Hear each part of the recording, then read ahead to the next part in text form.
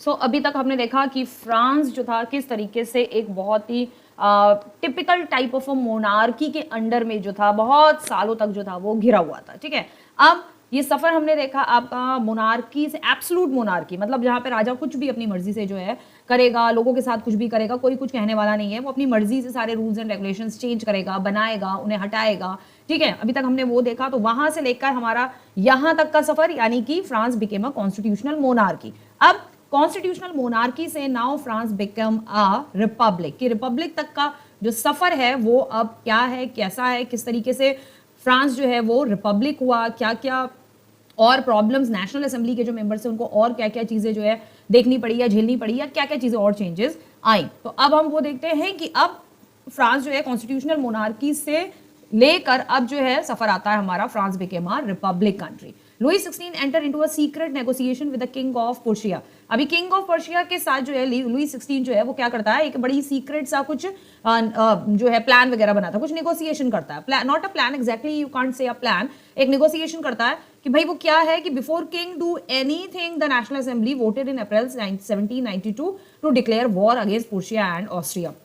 इससे पहले कि किंग कुछ कर पाता, नेशनल असेंबली में वोटेड इन अप्रैल, मतलब नेशनल 1792 में नेशनल असेंबली में वोटिंग जो थी होने वाली थी कि वोट वगैरह भी पड़ेंगे इसमें, उससे वोटिंग पड़े या उस वोटिंग के दौरान किंग कुछ कर पाता, यानी लुई 16 कुछ कर पाता पर्शिया के किंग के साथ मिलके। ठीक है, इतने में क्या, जो वो किंग था यानी कि वो लुई 16 जो था वो इतना चालान था कि नेशनल असेंबली को कुछ ना कुछ चेंजेस, कुछ ना कुछ लाने का उसका कुछ प्लान था। पर्शिया के किंग के साथ मिलके उनका कुछ, उसने अपना कुछ प्लान बनाया कि भाई इसको जो है हमें किसी ना किसी तरीके से जो है हमें इसको हटाना है। ठीक है, नेशनल असेंबली को डिस्ट्रॉय करना है, खत्म करना है, कुछ करना है। इतने मतलब इससे पहले वो प्लान उसने बनाया, कुछ कर पाता। इससे पहले तक क्या हुआ कि नेशनल असेंबली ने पर्शिया और ऑस्ट्रेलिया के अगेंस्ट जो वॉर डिक्लेयर किया उसमें नेशनल असेंबली को वोट मिल गए 1792 में। ठीक है, 1792 में, मतलब नेशनल असेंबली के फेवर में वोटेड इन अप्रैल कि भैया नेशनल असेंबली ने मिला वो वोट, क्या मिला कि भाई पर्शिया और ऑस्ट्रिया के अगेंस्ट जो है भाई वॉर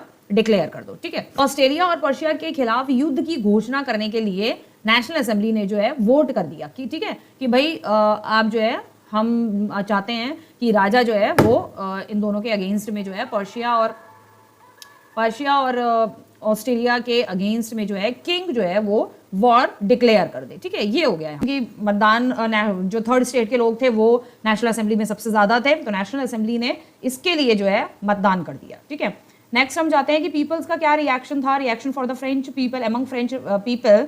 तो फ्रेंच पीपल का इस सब चीज को लेके रिएक्शन ये था कि थाउजेंड्स ऑफ वॉलंटियर्स जो थे, जो स्वयं सेवक होते हैं, ठीक है, वो आर्मी ज्वाइन करने के लिए एकदम से थाउजेंड्स, हजारों की संख्या में उमड़ पड़े कि भाई सेना में शामिल होने के लिए प्रांतों से हजारों की संख्या में स्वयं सेवक जो थे वो उमड़ पड़े। They saw this war as a war of the people.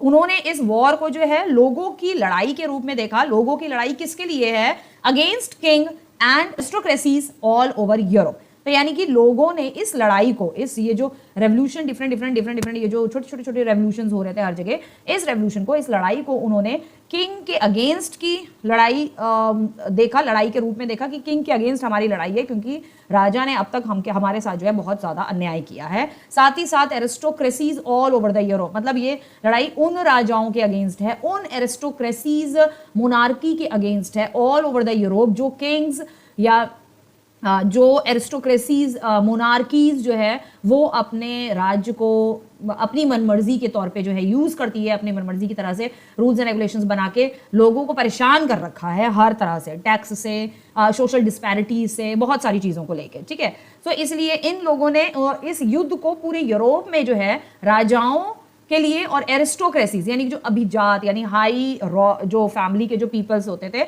अभिजात वर्ग के जो लोग होते थे, के खिलाफ लोगों के युद्ध के रूप में देखा कि पेट्रियोटिक सॉन्ग वर सैंग। तो उस दौरान जो है इन लोगों ने एक मार्च किया और वहां पर पेट्रियोटिक सॉन्ग गाया, अमंग विच मार्सेलीज गाई गई, composed by Rouget de Lisle, was sang for the first time by volunteers from volunteers थे, स्वयं सेवक थे ये। ठीक है, तो स्वयं सेवकों द्वारा ये पहली बार जो है सॉन्ग गाया गया ड्यूरिंग द मार्च करते वक्त। ठीक है, एंड वॉलंटियर्स फ्रॉम मर्सेलीज के जो वॉलंटियर्स थे, as they march into Paris की तरफ को वो लोग मार्च कर रहे थे, and so it got its name. तो इसीलिए इसका जो नाम था, मतलब ये अपना पेट्रियोटिक सॉन्ग गा रहे थे, तो पेट्रियोटिक सॉन्ग का नाम इस वजह से इसका नाम जो है मर्सेलीज जो था वो रखा गया। मतलब फ्रांस का जो पेट्रियोटिक सॉन्ग है उसको मर्सेलीज कहते हैं, ठीक है। तो ये एक देशभक्ति का गीत गाया जिसमें जो कि कंपोज किया था रॉगर डी लिसले ने। ओके, है उनका फर्स्ट कॉन्स्टिट्यूशन में जो उनका फर्स्ट पेट्रियोटिक सॉन्ग है, उनके कॉन्स्टिट्यूशन में ये लिखा हुआ है। मर्सेलीज जो है एक हाइम है, जिस तरीके से हमारी कंट्री में आपका जन गण मन जो है एक हाइम है, सॉन्ग है एक हमारा, ठीक है, उसी तरीके से मर्सेलीज भी जो है इनका पेट्रियोटिक सॉन्ग है। हमारा भी पेट्रियोटिक सॉन्ग जैसे वंदे मातरम हो गया, जन गण मन हो गया। तो Marseillaise is now a national anthem for France. अब मर्सेलीज जो है फ्रांस का एक नेशनल एंथम सॉन्ग जो है वो बन चुका है, जैसे हमारा नेशनल एंथम है जन गण मन। ओके, नेक्स्ट चलते हैं हम अपने नेक्स्ट टॉपिक की तरफ। So the revolutionary war brought losses and economic difficulties to the people. अब ये जो रेवोल्यूशनरी वॉर था इससे बहुत ज़्यादा लॉस भी हुआ, इकोनॉमिक डिफिकल्टीज भी, लोगों के लिए खुद के लिए बहुत सारी इकोनॉमिक डिफिकल्टीज भी निकल आई, ठीक है, बहुत ज़्यादा प्रॉब्लम्स होने लगी लोगों को, ठीक है। While the man were away fighting at the front, वहीं जो मैन जो थे वो जो है वॉर लड़ रहे थे, लड़ाई के दौरान जो है वो लड़ाई में जो है वो खड़े हुए थे। तो वहीं womens were left to cope with the task of earning a living and looking after their family. वहीं जो औरतें थी वो अपने घरों में रहती थी और अपने फैमिली, जो उनके बच्चे हैं और जो उनके इन लॉज हैं, यानी कि उनके हस्बैंड के जो पेरेंट्स हैं, उनकी देखभाल के लिए औरतों को जो है घर में छोड़ा हुआ था। वो रोज़मर्रा के खाने के लिए, लाइवलीहुड के लिए जो पैसा चाहिए होता है, वो पैसा कमाने में जो थी वो उनको वो टास्क दे रखा था कि वो डेली की कमाई करेंगी, डेली अपने कार्यों का सामना करने के लिए उनको छोड़ दिया था। महिलाओं को जीविकोपार्जन यानी अपने जीने के लिए कमाई का साधन बनाने के लिए और परिवार की देखभाल के लिए घर छोड़ा हुआ। तो larger section of the population were convinced that the revolution had to be carried further. मतलब बहुत सारा लार्ज सेक्शन फ्रांस का पॉपुलेशन का, फ्रेंच पॉपुलेशन का बहुत लार्ज सेक्शन वो ये कन्विंस्ड हो गया था कि इस रेवोल्यूशन को हमें आगे तक ले जाना ही पड़ेगा। अगर हम नहीं ले जाएंगे तो ले जाना इसलिए पड़ेगा because as the constitution of 1791, क्योंकि 1791 में जो कॉन्स्टिट्यूशन बना था उसमें गेव ज्यादातर जो पॉलिटिकल राइट्स थे, gave political rights only to the richer section of the society. तो जो रिचर सेक्शन था सोसाइटी का उसको ही ज्यादातर पॉलिटिकल राइट्स मिले हुए थे, आम जनता को ज्यादा पॉलिटिकल राइट्स नहीं मिले, वोटिंग का राइट नहीं मिला, ये नहीं मिला, बहुत सारी चीजें थी जो नहीं मिली, ठीक है। तो इसलिए ज्यादातर फ्रेंच की जो पॉपुलेशन थी वो इस बात से कन्विंस थी कि भाई हमें इस रेवोल्यूशन को आगे तक ले जाना होगा, ठीक है। सो पॉलिटिकल क्लब्स, अब इसी दौरान क्या हुआ कि कुछ डिफरेंट पॉलिटिकल क्लब्स बने। इन्हीं लोगों ने जो है, जो फ्रांस की जो आम जनता थी, इन्हीं लोगों ने कुछ पॉलिटिकल क्लब्स बनाए।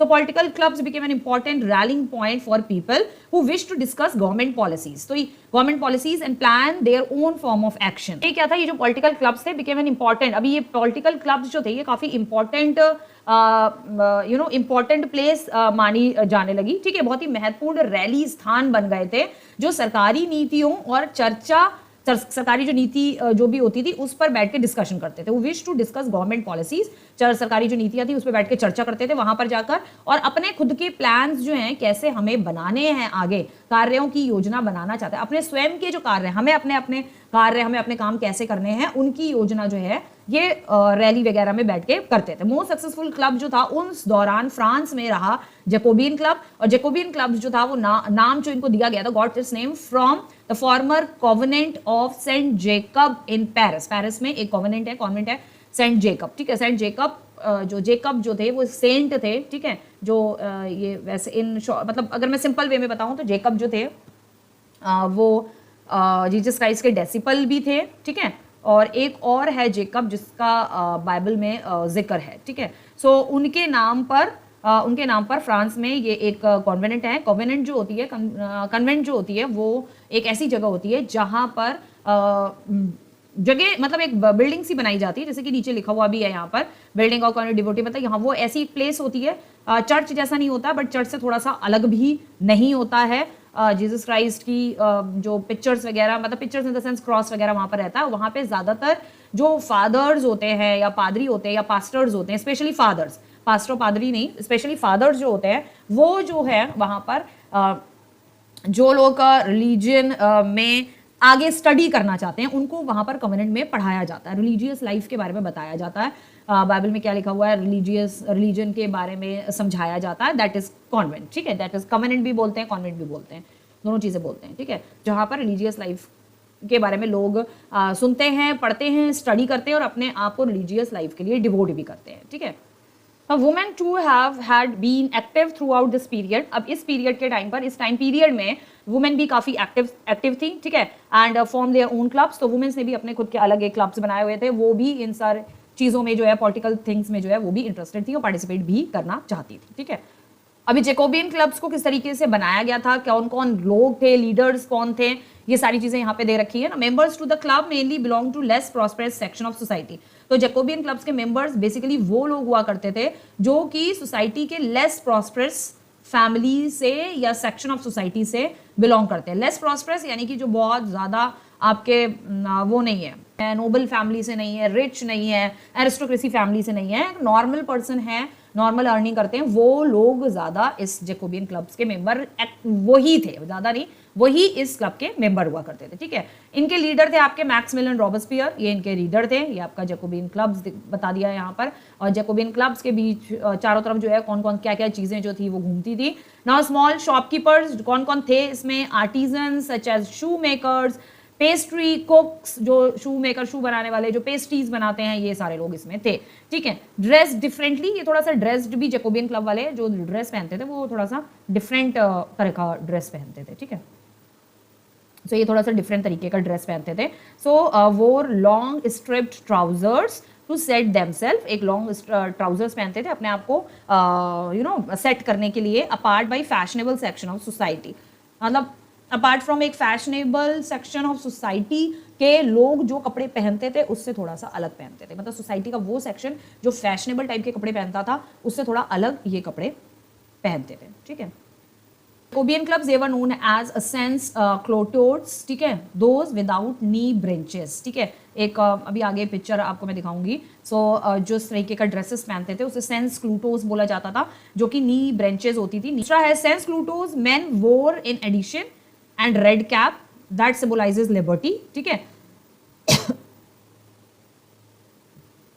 सो ये लोग जो है रेड कैप्स भी पहनते थे, जो कि रेड कैप्स लिबर्टी को सिंबलाइज करता है। हालांकि जो वुमेन्स थी however were not allowed to do so, लेकिन वुमेन्स को ही कैप और इस तरह के का ड्रेस पहनने का जो स्वतंत्रता का प्रतीक माना जाता है रेड कैप्स, ठीक है, तो ये वुमेन्स को अलाउड इन्होंने नहीं कर रखा था कि वो ये सारी चीजें पहने, ठीक है। In summer of 1992 Jacobeans planned a rebellion of a large number of Parisians who were angered by the short supplies at the price of foods, ठीक है। तो गर्मियों में इन्होंने समर्स में 1792 में जैकोबियंस ने विद्रोह की योजना बनाई और विद्रोह की योजना जो थी वो बड़ी संख्या में पेरिस वासी इससे नाराज थे। मतलब बहुत सारे पेरिस वासियों को पेरिसिन्स लेना, यानी कि जैसे इंडियंस बोलते हैं वैसे पेरिसिन्स, ठीक है। तो बहुत सारे पेरिस वासियों को लार्ज नंबर में अपने साथ उन्होंने लिया जो कि नाराज थे, हु वर एंगर, जो कि ऑलरेडी गुस्से में थे। वो क्यों ऑलरेडी गुस्से में थे? Short supply and the prices of food, food की एक तो फूड का प्राइस बढ़ रहा था, दूसरी साथ ही साथ फूड की सप्लाई में भी शॉर्टेज हो रहा था। फूड का प्राइस तो जो बढ़ रहा था, बाकी फूड की सप्लाई भी वो लोग जो किंग्स जो थे वो सही से फूड की सप्लाई भी नहीं दे रहे थे इनको, ठीक है। तो इनसे वो बहुत नाराज थे, तो इन्होंने क्या किया, जैकोबियन क्लब्स ने अपने आप को इस रेवोल्यूशन में शामिल, फ्रेंच रेवोल्यूशन में करने के लिए इन्होंने अपने आप को, उनको भी अपने साथ जो है ले लिया फ्रेंच रेवोल्यूशन के दौरान 1792 में, फ्रेंच रेवोल्यूशन 89। तो ये आप देख सकते हो वुमेन्स और मैन की सेंट क्लूटोस कपल, ये है आपके सेंस जो ड्रेसेस पहनते थे, ये सेंस क्लूटोस कपल, ये किस तरीके के, ये हस्बैंड वाइफ है दोनों और इनकी ड्रेस का एक स्पेशल नाम हुआ करता था। तो इस तरीके की ये ड्रेसेस जो है यहाँ ये लोग इन लोगों ने पहन रखी है, ठीक है। ये आपकी रेड कैप्स पहने थे, तो ये लोग कैप्स नहीं पहनते थे, तो ये कुछ रेड कलर का इस तरीके का ये स्कार्फ जैसा कुछ जो है लगा लेते थे, यहाँ पर एक बेल्ट जैसी कुछ कपड़ा जैसा बांधते थे ये लोग यहाँ पर, ठीक है। और एक ये आपकी स्वॉर्ड होती थी यहाँ पर इनके पास, एक स्वॉर्ड इनके पास है, वुमेन्स के पास भी स्वॉर्ड होती थी क्योंकि लड़ाई के लिए लोग जा रहे होते हैं, ठीक है। तो ये है आपका। ऑन 10 अगस्त 1792 Jacobean attack the palace of Tuileries with large number of Parisians, यानी कि बहुत सारे पेरिस वासियों को लेकर ये गए, कौन, जैकोबियंस लेकर गए बहुत सारे पेरिस वासियों को, और इन्होंने अटैक कर दिया आपके पैलेस ट्यूलिरीज के पैलेस में इन्होंने अटैक कर दिया। किंग एंड किंग्स गार्ड यानी कि राजा और उनके रक्षकों को मार डाला, राजा को बंधक बना लिया इन्होंने। And later assembly voted to imprison the royal family. बाद में जो नेशनल असेंबली बनाई थी ना, नेशनल असेंबली ने वोट किया किसके लिए कि भाई जो रॉयल फैमिली है, किंग ये लुई 16 इनकी जो फैमिली है इनको बंधक बनाया जाए या ना बनाया जाए। तो वहां पे जितनी नेशनल असेंबली में थर्ड स्टेट के लोग थे उन्होंने सब ने जो है वोटिंग किया कि इनको जेल में उठा के डाल दिया जाए। तो राजा और उसकी पूरी फैमिली को जेल में उठा के डाल दिया था और बाद में इनको जेल में ही राजा और इसकी फैमिली को मार दिया था। ठीक है, इलेक्शंस वर हेल्ड, दोबारा यहाँ पर इलेक्शन हुए, चुनाव हुए and the voting right were granted to all men और 21 years of age and above. अब क्या हुआ, 25 से घट के अब 21 ईयर्स ऑफ एज के जितने मैन थे और उनसे ऊपर जितने थे, रिगार्डलेस ऑफ वेल्थ, यानी कि किसी के पास वेल्थ है, जमीन जायदाद है, पैसा है या नहीं है, उनको वोटिंग का अधिकार मिला। ठीक है, the newly elected assembly was called convention. और जो नई असेंबली जो है इलेक्ट हुई, अब जब नई असेंबली बनी, जब इन्होंने वोटिंग किया, 21 और 21 से ऊपर साल के जो लोग थे उन्होंने जब वोट किया, तब जब नई असेंबली बनी उसका नाम रखा गया कन्वेंशन। मेल सफरेज ओनली, लेकिन अभी भी देख सकते हो यहाँ पर अभी भी सिर्फ मेन को ही अधिकार था, अभी भी वुमेन्स को जो है वोटिंग का अधिकार नहीं था। स्टिल मेल सफरेज ओनली यहाँ पर था। 21 सितंबर 1792 monarchy was abolished and France was declare as republic. So 21 सितंबर 1792 में जो है फ्रांस में मोनार्की को टोटली एबॉलिश कर दिया गया और फ्रांस को एक रिपब्लिक देश जो है घोषित कर दिया गया।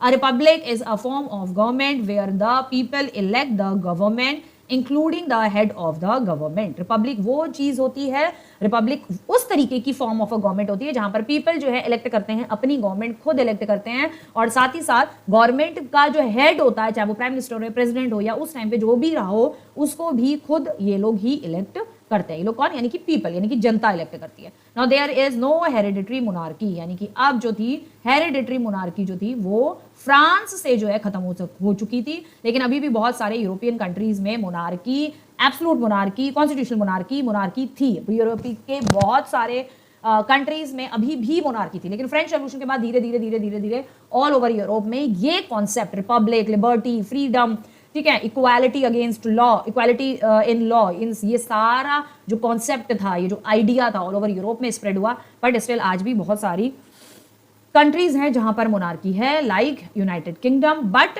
वो मोनार्की नहीं है जो इस समय मोनार्की थी जो फ्रांस में थी। ठीक है, लेकिन मीन्स टू से अब जो मोनार्की यूनाइटेड किंगडम जो फॉलो करता है that is a constitutional monarchy. King का रूल रहता है, किंग हेड होता है बहुत सारी चीजों का, लेकिन प्रॉपर गवर्नमेंट भी होती है और प्रॉपर गवर्नमेंट होने की वजह से बहुत सारी चीजें जो है वहां पे सेटल डाउन होती हैं और अच्छे से चल रही हैं। ठीक है, on charge of treason Louis 16 was sentenced to death. अब जो है लुई 16 पर जुडिशरी में यानी कि अदालत में, कोर्ट में जो है उसके ऊपर चार्जेस लगाए गए, इसने ये किया, इतने लोगों को मारा, ये किया, उसके ऊपर केस चला और लुई 16 को जो है बाय अ कोर्ट में उसके ऊपर केस चला, लुई 16 को जो है डेथ सेंटेंस दे दिया गया and was publicly executed on 21 January 1793 at the place de la Concorde। ठीक है, तो यहाँ पर जो है लुई 16 को ओपनली एग्जीक्यूट कर दिया गया, ओपनली सबके सामने उसे मार दिया गया 21 जनवरी 1793। तब तक फ्रेंच रेवोल्यूशन भी जो है यहाँ पर आते आते तक खत्म हो गया था, थम गया था क्योंकि रिपब्लिक हो गया था फ्रांस, तो फ्रेंच रेवोल्यूशन भी खत्म और यहाँ इसको मार दिया गया। लेकिन अभी फ्रेंच रेवोल्यूशन के बाद खत्म होने के बाद और लुई 16 की डेथ के बाद भी अभी स्टोरी खत्म नहीं हुई, अभी स्टोरी और आगे बहुत है।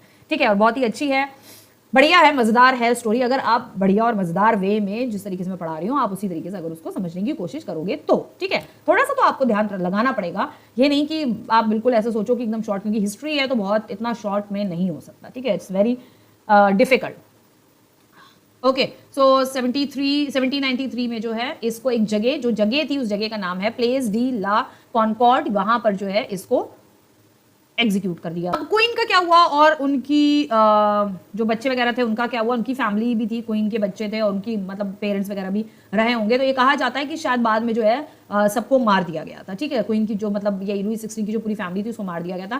Queen Marie Antoinette met with the same fate shortly after, यानी कि कहने का मतलब है क्वीन को भी जो है इन लोगों ने पकड़ लिया था, उसके ऊपर भी कोर्ट में केस चलाया गया था, क्योंकि क्वीन, ये बोला जाता है क्वीन मैरी एंटोनियो जो थी उसके हाथ में लुई 16 था, वो किसी होली कोई प्रीस्ट था, ठीक है, उसकी बातों में बहुत ज़्यादा आती थी और उसकी बातों को बहुत मानती थी और वो कुछ जादू टोना टाइप का लाइक दिस जो है वो करता था और वो ये जो थी अपने जो हस्बैंड यानी कि लुई 16 के साथ उसको मतलब उसके ऊपर ट्राई करती थी, वो सारा जादू टोना जो भी आप कह सकते हो। तो इसलिए जो है इसके बाद जो है इसके साथ भी वही हुआ, कोर्ट में केस चलाया गया और दोषी पाई गई एंड देन इसको भी एग्जीक्यूट कर दिया गया था आफ्टर सम टाइम सबके सामने ऑब्वियसली।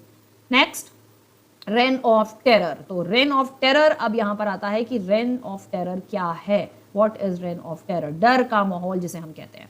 नाउ पीरियड ऑफ 1793 से लेकर 94 तक Robespierre follow a policy of severe control and punishment. Robespierre, Maximilien Robespierre Jacobian clubs के जो है वो लीडर थे, वही सारी चीजें फॉलो कर रहे थे। उनके ही अंडर में जो है नेशनल असेंबली न्यू बनी, कन्वेंशन बना, नेशनल असेंबली को नया नाम दिया कन्वेंशन, फ्रांस रिपब्लिक हुआ, ठीक है, मोनार्की टोटली खत्म हो गई। लेकिन अब मैक्सिमिलियन रॉबेस्पियर ने भी क्या किया, पूरे फ्रांस को बड़ी सिवियर वे में बहुत सारी पॉलिसीज के थ्रू बहुत ही स्ट्रिक्टली जो कंट्रोल किया, लोगों को पनिशमेंट भी दिया। ऑल दो ही होगा यहाँ पर।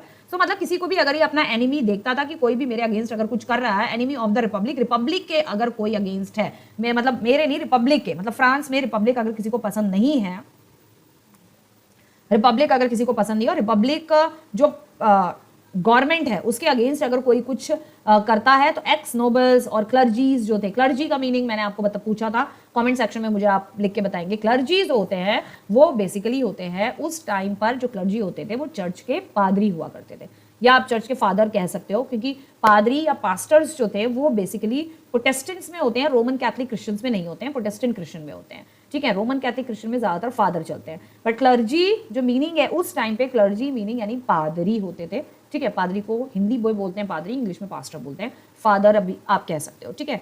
तो रिपब्लिक के जो एनिमीज थे, रिपब्लिक के एनिमी कौन थे, वही लुई 16 के नोबल्स, लुई 16 के टाइम के clergies, member of other political party, even member of his own party, मतलब जो उसने अपनी जैकोबियन क्लब बनाया था उसमें भी, उसकी खुद की ओन पार्टी में भी उसके खिलाफ लोग थे। वो ये सोचते थे रिपब्लिक नहीं होना चाहिए फ्रांस में, मोनार्की होनी चाहिए। वर अरेस्टेड, उन सबको इसने अरेस्ट किया, इम्प्रिजन दिया, उठा के जेल में डाल दिया, and try to be a revolutionary tribunal, और इन्होंने उनको जो है ट्रायल चला, यानी कि मुकदमा चला कोर्ट का, जो कि एक क्रांतिकारी न्याय अधिकारी जो होता है, ठीक है, न्याय अधिकार जो होता है, न्याय अधिकार जो क्रांतिकारियों के ऊपर जो मुकदमा चलता है, ठीक है, तो उनके ही द्वारा उन पर जो है मुकदमा चला गया है, क्रांतिकारी न्याय अधिकार के थ्रू जो है इनके ऊपर मुकदमा चलाया गया है, ठीक है।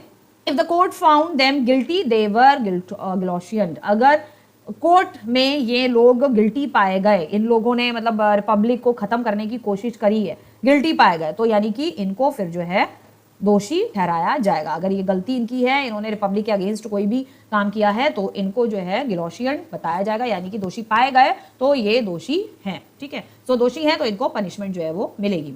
नाउ व्हाट इज गिलोशियंस क्या है और आपका ट्रीजन क्या है, बिट्रे ऑफ वन कंट्री और गवर्नमेंट, बिट्रायल, ठीक है। कोई भी पर्सन, कोई भी व्यक्ति जो है किसी देश या उस देश की सरकार के खिलाफ जो है अगर कुछ काम करता है, ठीक है, तो विश्वासघात करता है, सरकार के अगेंस्ट विश्वासघात करता है, या कंट्री के अगेंस्ट विश्वासघात करता है, बिट्रेड जिसे कहते हैं ना, तो उसको ट्रीजन कहा जाता था। एंड ग्लोशियन डिवाइस होता है, basically it's a kind of a device, ये आप नीचे बना हुआ देख रहे हो, ठीक है, ये एक तरीके का डिवाइस है, कंसिस्टेड ऑफ 2 पोल्स होते हैं, ये आपको इसमें ये 2 पोल्स दिख रहे हैं, ये एक पोल ये है, दूसरा पोल आपका ये है, ठीक है। इसके बीच में एक ये ब्लेड टाइप होता है, और इस का जो नीचे वाला पार्ट है, ये जो आपको हिस्सा दिख रहा है गोल गोल, यहाँ पे जो पनिशमेंट जिसको देनी है उसका सर यहाँ पर रख दिया जाता है, सर बाहर को निकला रहता है, इस साइड में, इस साइड उसका सर निकला रहता है, और इस साइड से उसकी बॉडी होती है, ठीक है, यहाँ पर उसका सर निकला हुआ होता है। तो उसके वजह से क्या करते हैं, अगर किसी को पनिशमेंट देनी होती है तो फिर इस तरीके से उसका सर लगा देते हैं, शरीर यहाँ होता है, और ये ब्लेड को ऊपर से छोड़ देते हैं,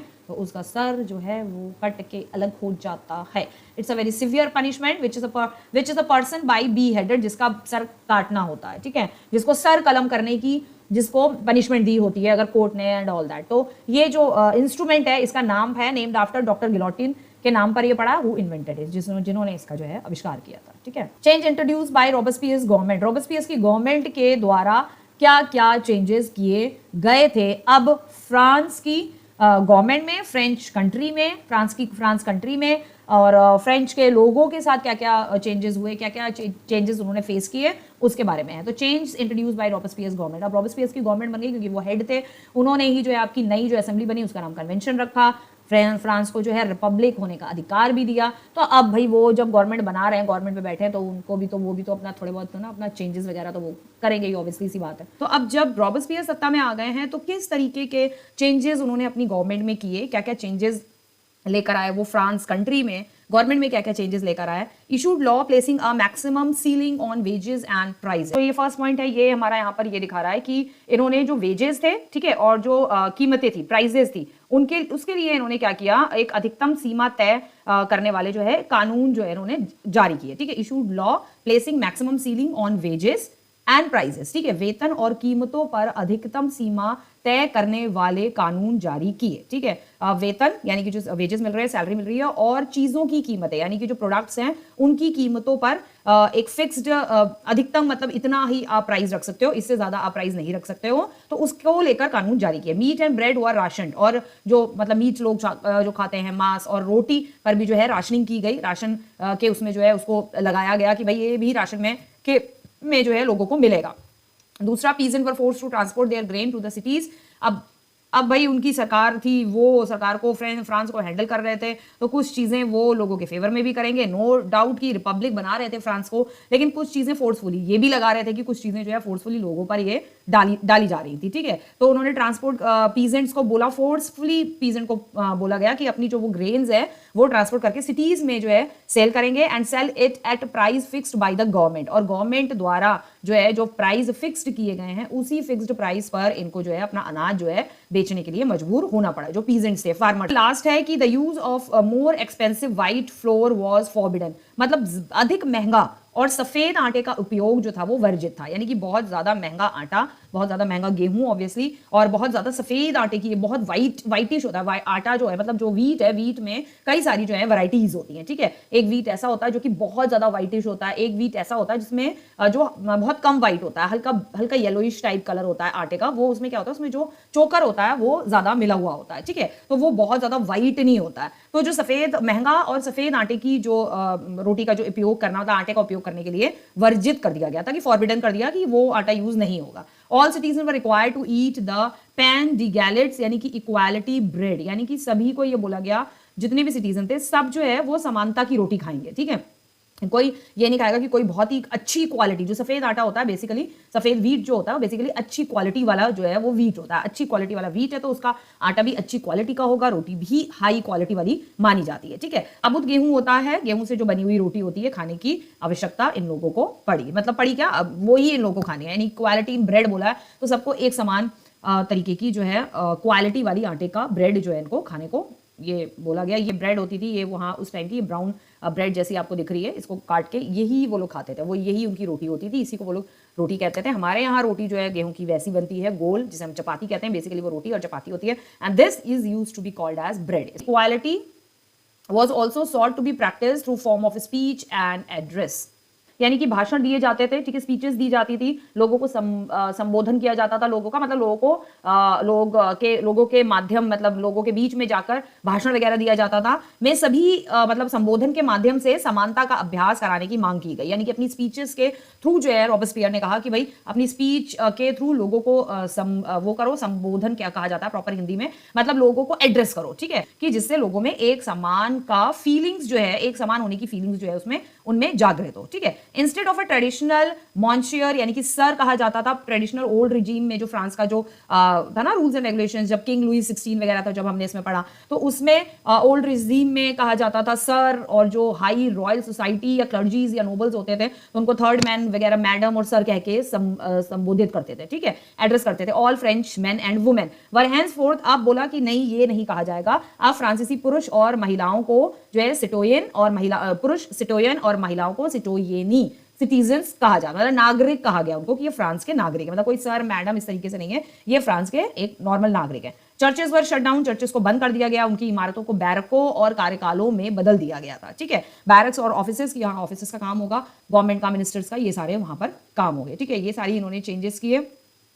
उसके बाद हम देखते हैं कि इनके चेंजेस भी जो है फ्रांस के लोगों को बहुत सारे चेंजेस ऐसे थे जो पसंद नहीं आए, ठीक है, और जिसके वजह से लोगों को इनकी गवर्नमेंट, रिपब्लिक हुई, फ्रांस रिपब्लिक हुआ, लेकिन रिपब्लिक होने के बावजूद भी बहुत सारी चीजें लोगों के हक में नहीं जा रही थी, बहुत सारे रूल्स एंड रेगुलेशंस रॉबस्पियर के ठीक नहीं थे जो कि लोगों को नहीं पसंद आ रहे थे। So Robespierre convicted by a court in July 1794, arrested and on the next day sent to the guillotine. जुलाई 1794 में क्या हुआ, नेक्स्ट डे की रॉबस्पियर को भी एक अदालत के थ्रू, क्योंकि जुडिशरी अलग वर्क कर रही थी, अब एग्जीक्यूटिव अलग वर्क कर रही थी क्योंकि फ्रांस रिपब्लिक हो चुका था, एंड लेजिस्लेटिव अलग वर्क कर रही थी। तो जुडिशरी में कुछ लोगों ने अपील करी, ठीक है, लोगों को नहीं पसंद आया कि हमें ये चीज पसंद नहीं है, वो चीज पसंद नहीं है, ऐसा है वैसा है, तो कोर्ट में लोग गए। तो जो कोर्ट था उसने जो है रॉबेस्पियर को दोषी माना और दोषी मानते हुए उनको अरेस्ट करने का आदेश दिया कोर्ट ने। And on the next day, मतलब जिस दिन उनको अरेस्ट किया और नेक्स्ट डे ही also send to the guillotine, ठीक है, इन भेज दिया गया, यानी कि इनका भी सर कलम करने के लिए इनको भी भेज दिया गया। ओके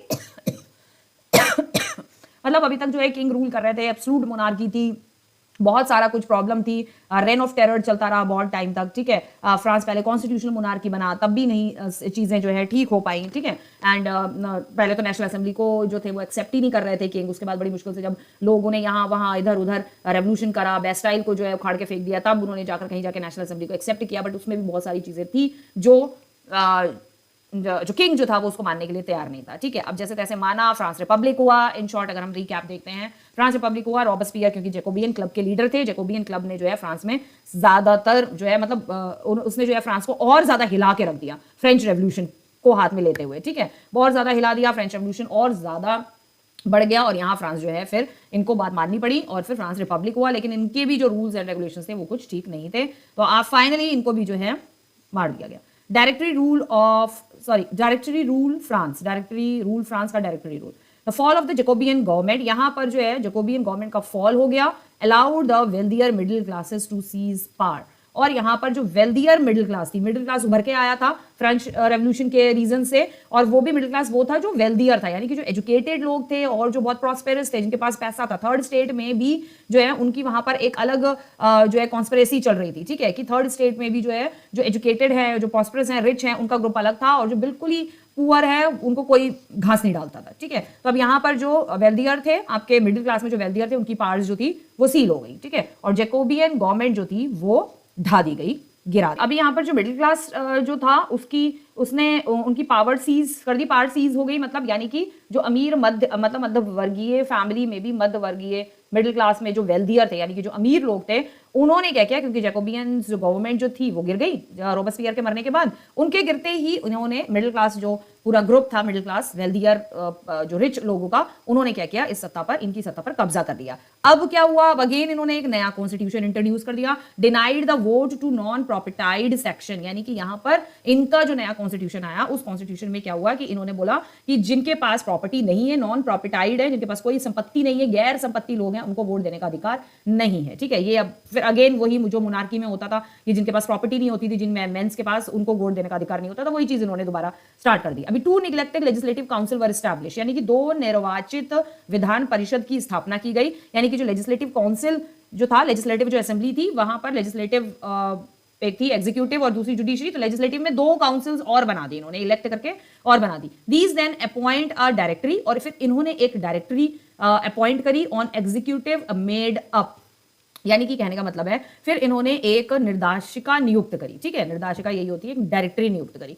और एक कार्यकारी बनाया एग्जीक्यूटिव में, यानी कि एक कार्य को करने की एक कार्य प्रणाली बनाई, ठीक है, प्रॉपर एक कार्य प्रणाली बनाई, एक कि भाई ये जो ग्रुप है, ये पर्टिकुलर ग्रुप जो है, ये पर्टिकुलर डिपार्टमेंट ये सारे काम करेगा, इस तरीके से उन्होंने बनाया, ठीक है। This was meant as a safeguard against the concentration of power, ये एक तरीके से एक सेफगार्ड के तौर पे जो है इसको देखा गया। इसका मतलब ये था कि जैकोबियन क्लब के तहत जो है एक आपका एक अलग एक पार होती थी, power in 1 man executive as under Jacobian, एक 1 मैन की पार होती थी एग्जीक्यूटिव के अंदर की, एक पूरी जो जैकोबियन क्लब की जो गवर्नमेंट की, उसकी पार एक बंदे के हाथ में उन्होंने सेफगार्ड के रूप में जो है जैकोबियंस गवर्नमेंट ने रखी थी, ठीक है। तो कार्यपालिका में सत्ता की एकाग्रता के खिलाफ सुरक्षा प्रदान करने के लिए रखा हुआ था, सुरक्षा के रूप में जो है ये 1 मैन एग्जीक्यूटिव जो है ये रखा हुआ था, ठीक है। नए कॉन्स्टिट्यूशंस बने, नई नई चीजें बनी, इन्होंने अब जो मिडिल क्लास था, वेल्दियर मिडिल क्लास, उन्होंने अपने कुछ चेंजेस अगेन करे गवर्नमेंट में, इस तरीके से, ठीक है। अब ये चैप्टर तो चलता ही रहेगा क्योंकि बहुत सारे चेंजेस आए। फ्रांस जो है इतनी जल्दी रिपब्लिक फ्रांस नहीं होने वाला। Okay, now rise of military dictator Napoleon Bonaparte. अब यहाँ पर राइज होता है बहुत ही इंपॉर्टेंट एक पर्सन जो कि all over the world history में जो है ये बहुत ही एक इंपॉर्टेंट पर्सन के नाम से फेमस है, that is Napoleon Bonaparte, to be called as dictatorship. ये एक डिक्टेटर था और एक आर्मी का, फ्रांस की आर्मी का ये जनरल भी था। ज्यादातर डिक्टेटर्स लोग जो है देखे गए हैं कि जो डिक्टेटर्स होते थे वो ज्यादातर अपनी कंट्री की आर्मी के हायर ऑफिशियल रैंक के ऑफिसर होते थे। बेसिकली जो जर्नल होता था, आर्मी के जो जर्नल होते थे, वो ज्यादातर डिक्टेटरशिप किसी भी कंट्री में लागू करते थे। ठीक है, प्राइम मिनिस्टर को क्या होता था, गवर्नमेंट को खत्म कर देना, जैसे यहां पर अभी गवर्नमेंट खत्म हुई, प्राइम मिनिस्टर को अरेस्ट करवा के हाउस अरेस्ट कर देना या जेल में डाल देना अपनी, और खुद जो है उनकी जगह पे, प्राइम मिनिस्टर की जगह पे खुद प्राइम मिनिस्टर बनके बैठ जाना। तो डिक्टेटर, ये एक मिलिट्री डिक्टेटर था, अपनी मर्जी से कुछ भी कंट्री में करना। ही वॉज द फर्स्ट, कह सकते हैं फर्स्ट मिलिट्री डिक्टेटर था जिसने एक कंट्री पे एज अ डिक्टेटरशिप स्टार्ट करी। एज अ इसके अलावा और भी बहुत फेमस है, लाइक आपको हिटलर का नाम पता होगा। ठीक है, Hitler is also one of the military dictator. ठीक है, सो नेपोलियन बोनापार्ट कहा जाता है, नेपोलियन जो था वो बहुत ही छोटी हाइट का था, same as in the Hitler case also. Hitler को भी ये कहा था कि हिटलर जो था वो बहुत ही छोटी हाइट का, जो कि हिटलर वाला चैप्टर जो है नाजिज्म एंड हिटलर, वो भी बहुत इंटरेस्टिंग चैप्टर है, वो हम अपने नेक्स्ट जो है वीडियो में पढ़ेंगे, नेक्स्ट चैप्टर में। ठीक है, बहुत अच्छा चैप्टर है हिटलर के बारे में। अब जितना बुक्स में दे रखा है उससे ज्यादा मैं आपको बताने वाली हूँ हिटलर के बारे में। ठीक है, जब हम हिटलर वाला चैप्टर पढ़ेंगे।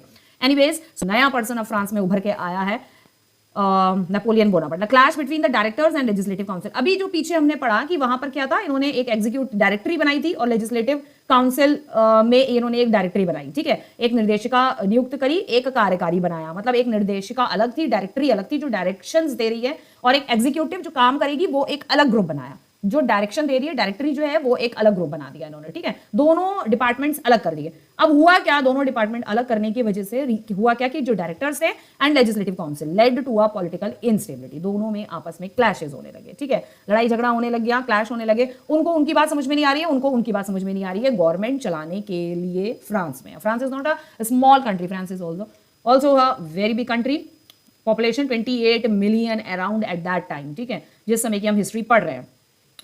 पॉलिटिकल इंस्टेबिलिटी यानी कि जो पॉलिटिक्स थी, यानी कि गवर्नमेंट, ये दोनों मिलकर सही से नहीं चला पा रहे थे। ठीक है, ना वो चला पा रहे थे सही से और ना ये चला पा रहे थे।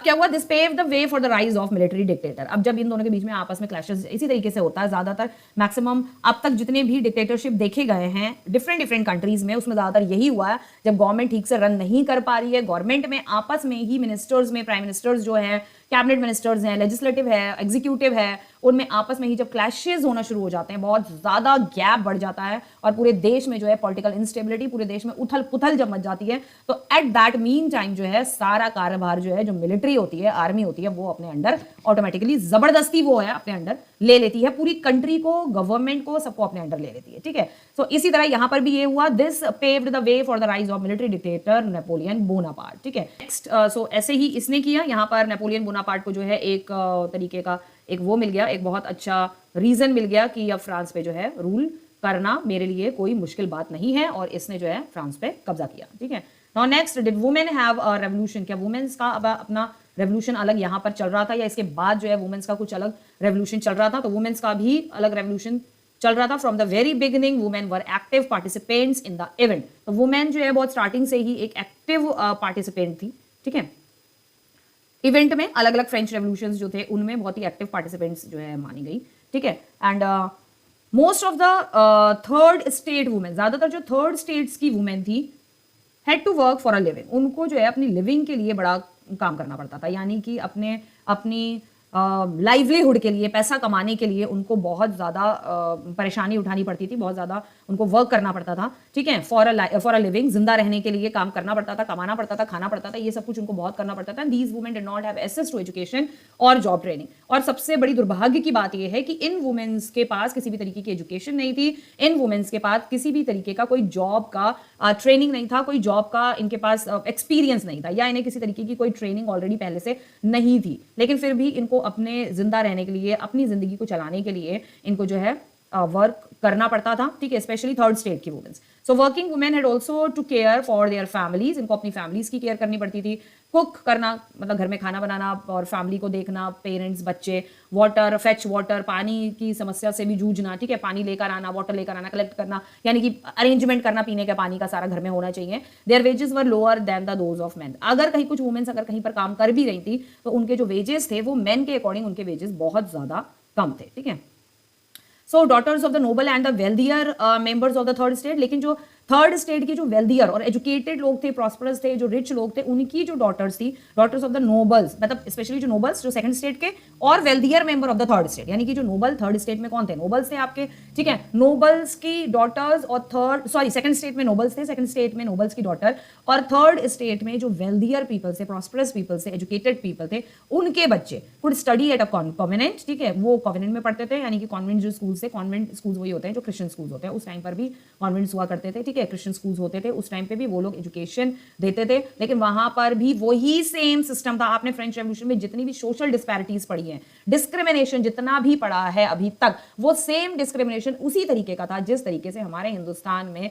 आज से 100 साल पहले जब ब्रिटिशर्स थे या नहीं भी थे तो जो डिस्क्रिमिनेशन होता था at the time of the Bhimrao Ambedkar. You have studied Bhimrao Ambedkar के साथ किस तरीके का डिस्क्रिमिनेशन किया जाता था, ठीक है, उनको स्कूल नहीं में घुसने नहीं दिया जाता था, बाकी बच्चों के साथ बैठने नहीं दिया जाता था। तो ये सारे डिस्क्रिमिनेशन फ्रांस में ही नहीं बल्कि और भी यूरोपियन कंट्रीज में हुआ करते थे। रिच और पुअर का गैप कोई आज से नहीं है, रिच और पुअर का गैप बरसों से है, और इंडिया में ही नहीं ऑल ओवर द वर्ल्ड में ये रिच और पुअर का गैप रहा है, ठीक है। लेकिन धीरे धीरे कंट्रीज रिपब्लिक हुई और कुछ जगह मोनार्की आज भी स्टैब्लिश है, लेकिन स्लोली डेवलपमेंट होने के साथ साथ जो है रिच और पुअर का गैप भी धीरे धीरे जो है ये खत्म हो गया है। यूरोपियन कंट्रीज में तो बहुत हद तक खत्म हो गया है, लेकिन हमारी कंट्री में आज भी ये जो है डिस्क्रिमिनेशन वाला गैप जो है ये आज भी चल रहा है, ठीक है। आज भी पुअर और रिच का डिस्क्रिमिनेशन चलता रहता है, ठीक है। गुरुकुल होते थे, ठीक है, जहां पर वर्नाकुलर लैंग्वेज जो है सिखाई जाती थी। तो उन गुरुकुल्स में जो है ज्यादातर कौन स्टडी करता था, तो जो आपके रिच लोगों के बच्चे होते थे, और स्पेशली जो ब्राह्मण, 4 पार्ट्स में डिवाइडेड किया था ना आर्यंस ने, 6th क्लास में आपने पढ़ा था,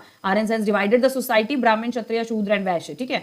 तो जो ब्राह्मण होते थे, जो क्षत्रिय होते थे, वो तो स्कूल में पढ़ते थे, हायर स्टडी के लिए बाहर भी जाते थे, even they also go to out of India for the higher study, they go to London, they go to America, they go to other European countries to take education from outside India. India से बाहर की education लेने के लिए वो India से बाहर भी जाते थे, इंडिया के बाहर की स्टडी भी करते थे, पढ़ाई भी करते थे, ठीक है, उनकी एजुकेशन लेते थे। लेकिन उसके बावजूद भी जो है क्रिश्चियंस को बुरा बोला जाता है, यूरोपियन कंट्रीज को बुरा बोला जाता है, बाहर के देशों को बुरा बोला जाता है, ठीक है, उनकी एजुकेशन को खराब बोला जाता है। उनका वेस्टर्न कल्चर अपनाने में हमारे इंडियंस को बड़ा मजा आता है, ठीक है। वेस्टर्न जितनी भी मैक्सिमम इंडिया से बाहर मैक्सिमम जितनी कंट्रीज हैं वो क्रिश्चियंस है या फिर मुस्लिम्स है, ठीक है।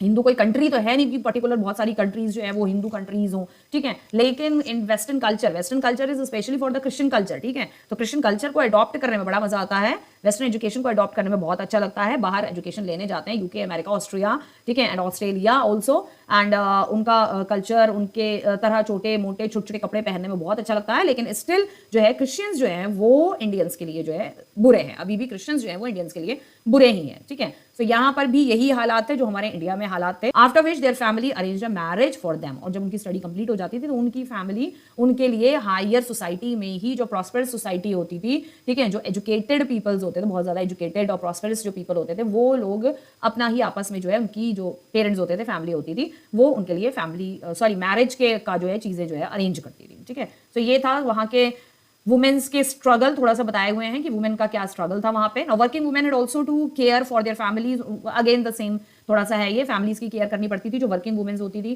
Cook food, fetch water, Q up for the bread के लिए उनको दुकानों पे, शॉप्स पे लंबी लाइन लगानी पड़ती थी, जैसे कि अभी प्रीवियसली आपने पढ़ा प्रीवियस में कि जो बहुत ज्यादा फ्रेंच रेवोल्यूशन यहाँ वहाँ छोटे रेवोल्यूशन हो रहे थे, तब भी यहाँ पर क्या हुआ, ब्रेड के प्राइस जो थे बहुत ज्यादा हाई हो गए। तो इन सबसे परेशान होकर वुमेन्स ने जो है ब्रेड की शॉप्स पे भी हमला कर दिया। क्यों? क्योंकि घंटों तक वो लाइन लगा के खड़ी होती थी, और जो ब्रेड के जो बेकर्स होते थे वो सप्लाई रोक देते थे, ब्रेड के प्राइस बहुत हाई कर देते। इन सबसे परेशान होकर उन्होंने क्या किया, शॉप्स के ऊपर ही अटैक करना शुरू कर दिया था। तो ये सारे काम उनको करने पड़ते थे, लंबी लंबी लाइन लगानी पड़ती थी ब्रेड लेने के लिए, यानी कि रोटी खाने के लिए। उनके लिए रोटी वो वही है, हमारे लिए वो ब्रेड है, लेकिन उनके लिए वो रोटी है। वो they used to call that roti is bread and look after the children. Their wages were lower than those of men.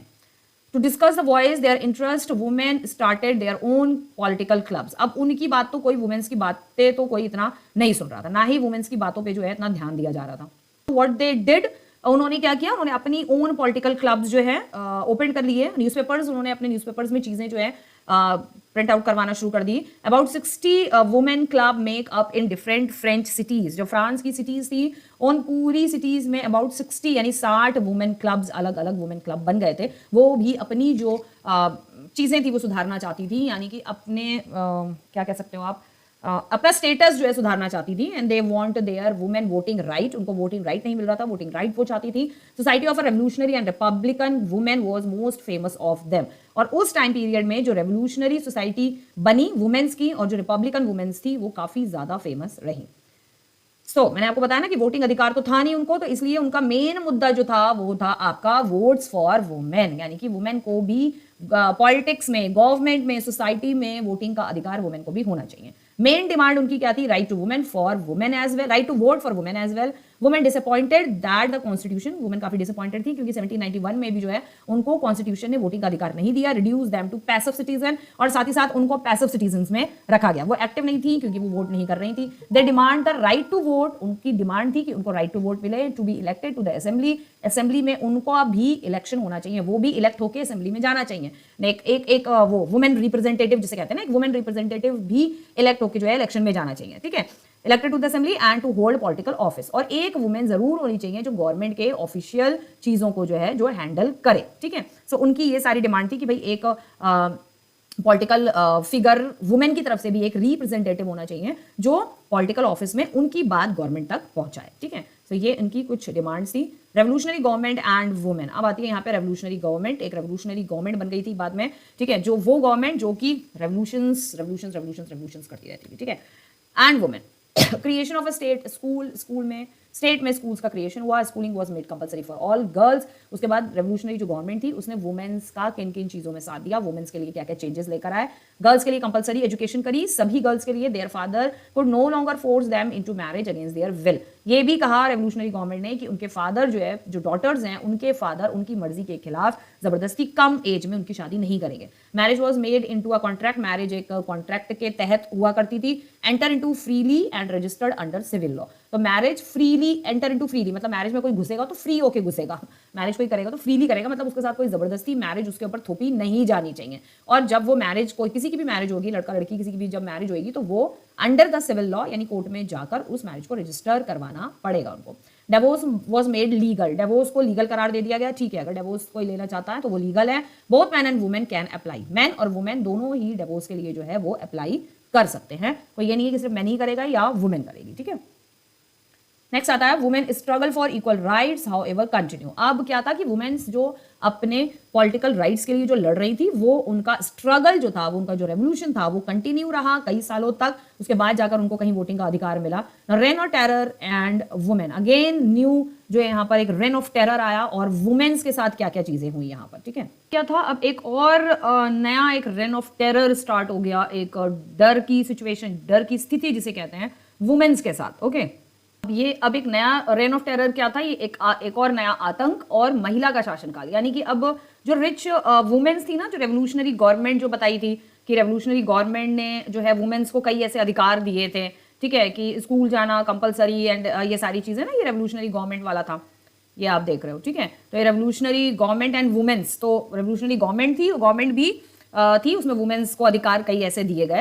लेकिन अब क्या हुआ, अब एक और जो है आतंक का पीरियड अभी यहाँ पर स्टार्ट हो गया वुमेन्स के लिए। वुमेन के शासनकाल में अभी क्या आतंक का पीरियड ये स्टार्ट हो गया कि new government issued laws ordering closures of women clubs, यानी कि नई सरकार ने कानून जारी किया कि जो महिला क्लब्स बनाए थे ना, महिलाओं ने भी जैकोबिन क्लब्स के जैसे महिलाओं ने भी बहुत सारे अपने क्लब्स बनाए हुए थे, उसको बंद करने का आदेश दिया। पॉलिटिकल एक्टिविटीज बैन कर दी गई, राजनीतिक गतिविधियों पर प्रतिबंध लगा दिया गया। अब क्या हुआ, many prominent women were arrested, बहुत सारी जो प्रोमिनेंट वुमेन्स थी, प्रोमिनेंट वुमेन्स कई प्रमुख महिलाओं को गिरफ्तार कर लिया गया, ठीक है। पर प्रमुख महिलाएं वही होंगी यानी कि एजुकेटेड और प्रॉस्पेरस थर्ड स्टेट्स की जो एजुकेटेड फैमिली की जो डॉटर्स हैं या महिलाएं हैं, वो यहाँ पर प्रोमिनेंट वुमेन्स के नाम से जानी जाती हैं, ठीक है। तो उनको अरेस्ट कर लिया गया and most of them were executed, और बहुत सारी महिलाओं को यहाँ पर भी, महिलाओं को भी मार दिया गया, ठीक है।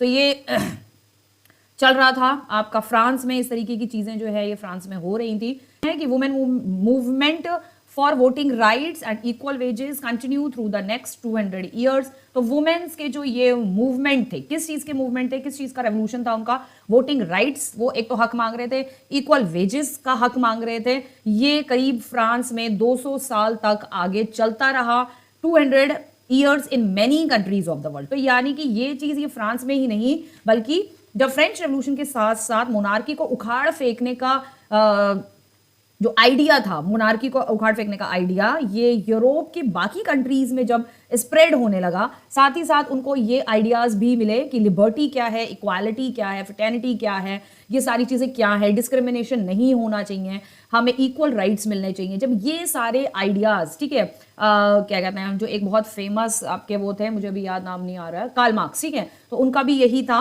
कि डेमोक्रेसी होनी चाहिए, रिपब्लिक का आइडिया, फ्रीडम का आइडिया, ये सारे आइडियाज़ जब यूरोप की बाकी कंट्रीज़ में जब स्प्रेड हुए, तो यानी कि वुमेन्स ने अपने मूवमेंट करीब 200 साल तक यूरोप में ही नहीं, यानी कि पूरी दुनिया में जो है वुमेन्स ने अपने अधिकारों के लिए 200 साल तक लड़ाई करी। यानी कि ये रेवोल्यूशंस जो थे पूरी दुनिया में 200 साल तक चलते रहे। यानी कि उनको वोटिंग, दूसरी कंट्री है इंडिया के बाहर, उनको कुछ मुस्लिम कंट्रीज हैं वहां पर भी अभी भी ऐसा है, वोटिंग का अधिकार नहीं है, इक्वल वेजेस नहीं है। बहुत सी कंट्री, मुस्लिम कंट्रीज स्पेशली है, ड्राइविंग नहीं होती है, कई मुस्लिम कंट्रीज में अलाउड नहीं है फीमेल को ड्राइविंग करना, ठीक है। बट मैक्सिमम जितनी यूरोपियन कंट्रीज हैं, जितनी क्रिश्चियन कंट्रीज आप कह लो, वहां पे अब इस समय जो है सारे अधिकार, सारे राइट्स वुमेन को इक्वल हैं जो मेन को है, और शायद मेन से ज्यादा अधिकार जो है वो अब इस टाइम पर वुमेन्स को दे रखे हैं, ठीक है। मेन के पास इतने अधिकार, इतने राइट्स नहीं है जो आज के टाइम पे यूरोपियन कंट्री या वर्ल्ड की अदर क्रिश्चियन कंट्री में जो वुमेन्स को है वो मेन को भी नहीं है। Anyways, so the fight for the vote was carried out through an international suffrage movement. अब ये फ्रांस का जो वोटिंग वाला जो फाइट था, ये धीरे धीरे पूरा इंटरनेशनल लेवल पे स्प्रेड होने लग गया, ठीक है। तो ये एक बन गया international suffrage movement during the late 19th century and early 20th century में जाके। The example of the political activity of French women during the revolutionary year was kept alive as an inspiring memory. तो ये जो example था कि French Revolution के दौरान French women's ने पॉलिटिकल एक्टिविटी में बहुत ज्यादा जो उन्होंने पार्टिसिपेट किया, ये इनका पार्टिसिपेशन करना ड्यूरिंग द रेवोल्यूशनरी ईयर, उन रेवोल्यूशनरी ईयर्स में फ्रांस को आज़ादी दिलाने में, फ्रांस को रिपब्लिक बनाने में, फ्रांस को डेमोक्रेटिक बनाने में, इक्वालिटी अपने लिए लेने के लिए, अपने लिए लिबर्टी फ्रेटर्निटी मांगने का हक, अपने लिए वोटिंग का हक, अपने लिए इक्वल वेजेस का हक मांगने में वुमेन्स ने बहुत ही इंपॉर्टेंट रोल प्ले किया, और इस रेवोल्यूशन को जो है वो अलाइव करके रखा, was kept alive as an inspiring memory, ठीक है। यानी कि इसको जिंदा करके रखा, इस रेवोल्यूशनरी मूवमेंट को जिंदा रखा, और आज के टाइम पे ये एक इंस्पायरिंग मेमोरी बन गई है ऑल ओवर द वर्ल्ड में सारी वुमेन्स के लिए, ठीक है। और है भी है, ठीक है, क्योंकि जितना ज्यादा फ्रांस में वुमेन्स ने जिस तरीके से आंदोलन करके अपने सारे हक जो है गवर्नमेंट से छीने हैं, जो भी गवर्नमेंट मतलब रही, ठीक है, चाहे वो रिपब्लिक गवर्नमेंट थी, रॉबस्पियर वाली गवर्नमेंट थी, रेवोल्यूशनरी गवर्नमेंट थी, कॉन्स्टिट्यूशन मोनार्की वाली गवर्नमेंट थी, लेकिन उन्होंने हर बार कोशिश जरूर करी कि उनको उनके हक जो है वो दिए जाए। वाला ये वही टाइम था जब वहां ब्रिटिशर्स जो है हम पर, इंडियंस पर अत्याचार कर रहे थे, इंडियंस पर रूल कर रहे थे, और पूरी तरीके से हिंदुस्तान को अपने कब्जे में कर लिया था। तो यहाँ पर भी औरतें जो थी और मेंस जो थे वो ब्रिटिशर्स के खिलाफ आंदोलन करने में लगे हुए थे। यहाँ पर भी औरतों ने बहुत सारे आंदोलन किए। It was finally 1946 that women in France won the right to vote. Finally 1946 में जो है वुमेन को वोटिंग का अधिकार जो है वो दे दिया गया पूरी तरह से। तो France won the right to vote. बहुत लेट जो है इनको ये अधिकार मिला, वुमेन्स को बहुत ज्यादा इन्होंने सफर किया, वोटिंग राइट मांगा। नेक्स्ट आता है गुलामी का, नेक्स्ट है एबॉलिशन ऑफ स्लेवरी। यानी यहाँ पर फ्रांस में स्लेवरी वाला जो काम जो था वो भी बहुत रहता था, ठीक है, स्लेवरी वाला वर्क भी करवाया जाता था। तो यहाँ पर अब हम देखते हैं कि स्लेवरी को भी एबॉलिश कर दिया गया, ठीक है। ओके, नेक्स्ट है कि one of the most revolutionary social reform. तो एक सबसे ज्यादा एक बहुत one of the most revolutionary social reform, मतलब बहुत सारे रेवोल्यूशंस हुए थे, तो उन रेवोल्यूशंस में से एक बहुत इंपॉर्टेंट रेवोल्यूशनरी रिफॉर्म जो हुआ वो हुआ आपका जैकोबियंस के टाइम पे। Jacobians regime was the abolition of slavery in the French colonies. यानी कि फ्रेंच ने जहां जहां कॉलोनीज बनाई हुई थी, तो फ्रेंच कॉलोनीज में स्लेवरी वाला काम बहुत होता था कि एक देश से ये लोग गुलाम लेके जाते थे और दूसरे वहां कंट्री में जो है उनसे काम करवाते थे। तो वहां के लोगों को लेकर, बताओ, अपनी कंट्री में भी ये लोग जो है काम करवाते थे, गुलामों को, गरीब लोगों को, स्पेशली जो गरीब होते थे उनको स्पेशली लेकर आते थे। तो जैकोबियंस के टाइम पर, जैकोबियंस का जब रिजीम था, जैकोबियन क्लब्स का, रॉबस्पियर का, एट दैट टाइम इन्होंने ये एबॉलिशन ऑफ स्लेवरी पर जो है काफी ज्यादा सोशल रिफॉर्म्स किए, काफी कोशिश करी कि ये जो है खत्म कर दिया जाए। So colonies in the Caribbean, So colonies in the Caribbean, Martinique and Guadeloupe और Saint Domingo were important supplier of commodities। तो ये जो प्लेसेस थी, कैरेबियन जो आइलैंड है, छोटे छोटे से आइलैंड है बहुत सारे कैरेबियन, ठीक है, तो बहुत सारे छोटे छोटे आइलैंड है यहाँ पर। तो यहाँ पर क्या करते थे, ये लोगों को लेकर आते थे, इनसे काम करवाते थे, और बहुत सारी कॉमोडिटीज थी जो यहाँ पर ग्रो की जाती थी, और ग्रो करके इनको जो है बाहर के देशों में, अदर यूरोपियन कंट्रीज में इसकी सप्लाई दी जाती थी, ठीक है। सो दैट इज उसमें से जो कॉमोडिटीज थी आपकी, ये indigo, sugar means sugar cane, ठीक है, and tobacco and coffee. So ये सारी चीजें ग्रो करी जाती थी and European were reluctant to go and work at such distance. तो जो यूरोपियन कंट्री के जो लोग थे वो यहाँ इतनी दूर कैरेबियन आइलैंड में आकर जो है, यहाँ पर जो कैरेबियन कॉलोनीज जो फ्रांस ने कॉलोनीज बनाई हुई थी, वहां पर आके वर्क करने के ज्यादा उसमें नहीं होते थे, फेवर में नहीं थे, ठीक है। They don't like to go such a long distance और वहां जाके काम करें। तो यहाँ पर ये लोग क्या करते थे, जो कैरेबियन आइलैंड यानी वहां पे ज्यादातर वो ब्लैक वाले लोग होते हैं, ठीक है, अफ्रीकन टाइप के जैसे लोग होते हैं, उन लोगों को लाकर जो है यहाँ पर स्लेवरी करवाई जाती थी और इनसे ये सारे प्रोडक्ट्स जो है, कॉमोडिटीज जो है ग्रो करवाई जाती थी और फिर इनको अदर यूरोपियन कंट्रीज में ये लोग बेचा करते थे। तो this meant a shortage of a labour on the plantation. तो वो क्यों स्लेवरी करवाते थे, तो इसका मतलब यही है क्योंकि यूरोपियन लोग आते नहीं थे यहाँ पर काम करने के लिए, तो ऑब्वियसली कि यहाँ पर जो है इस प्लांटेशन में, यहाँ पर इस जगह पर भाई जो मजदूर है, श्रमिक है, उनकी जो है कमी थी, तो इसलिए वो लोग स्लेवरी करवाते थे।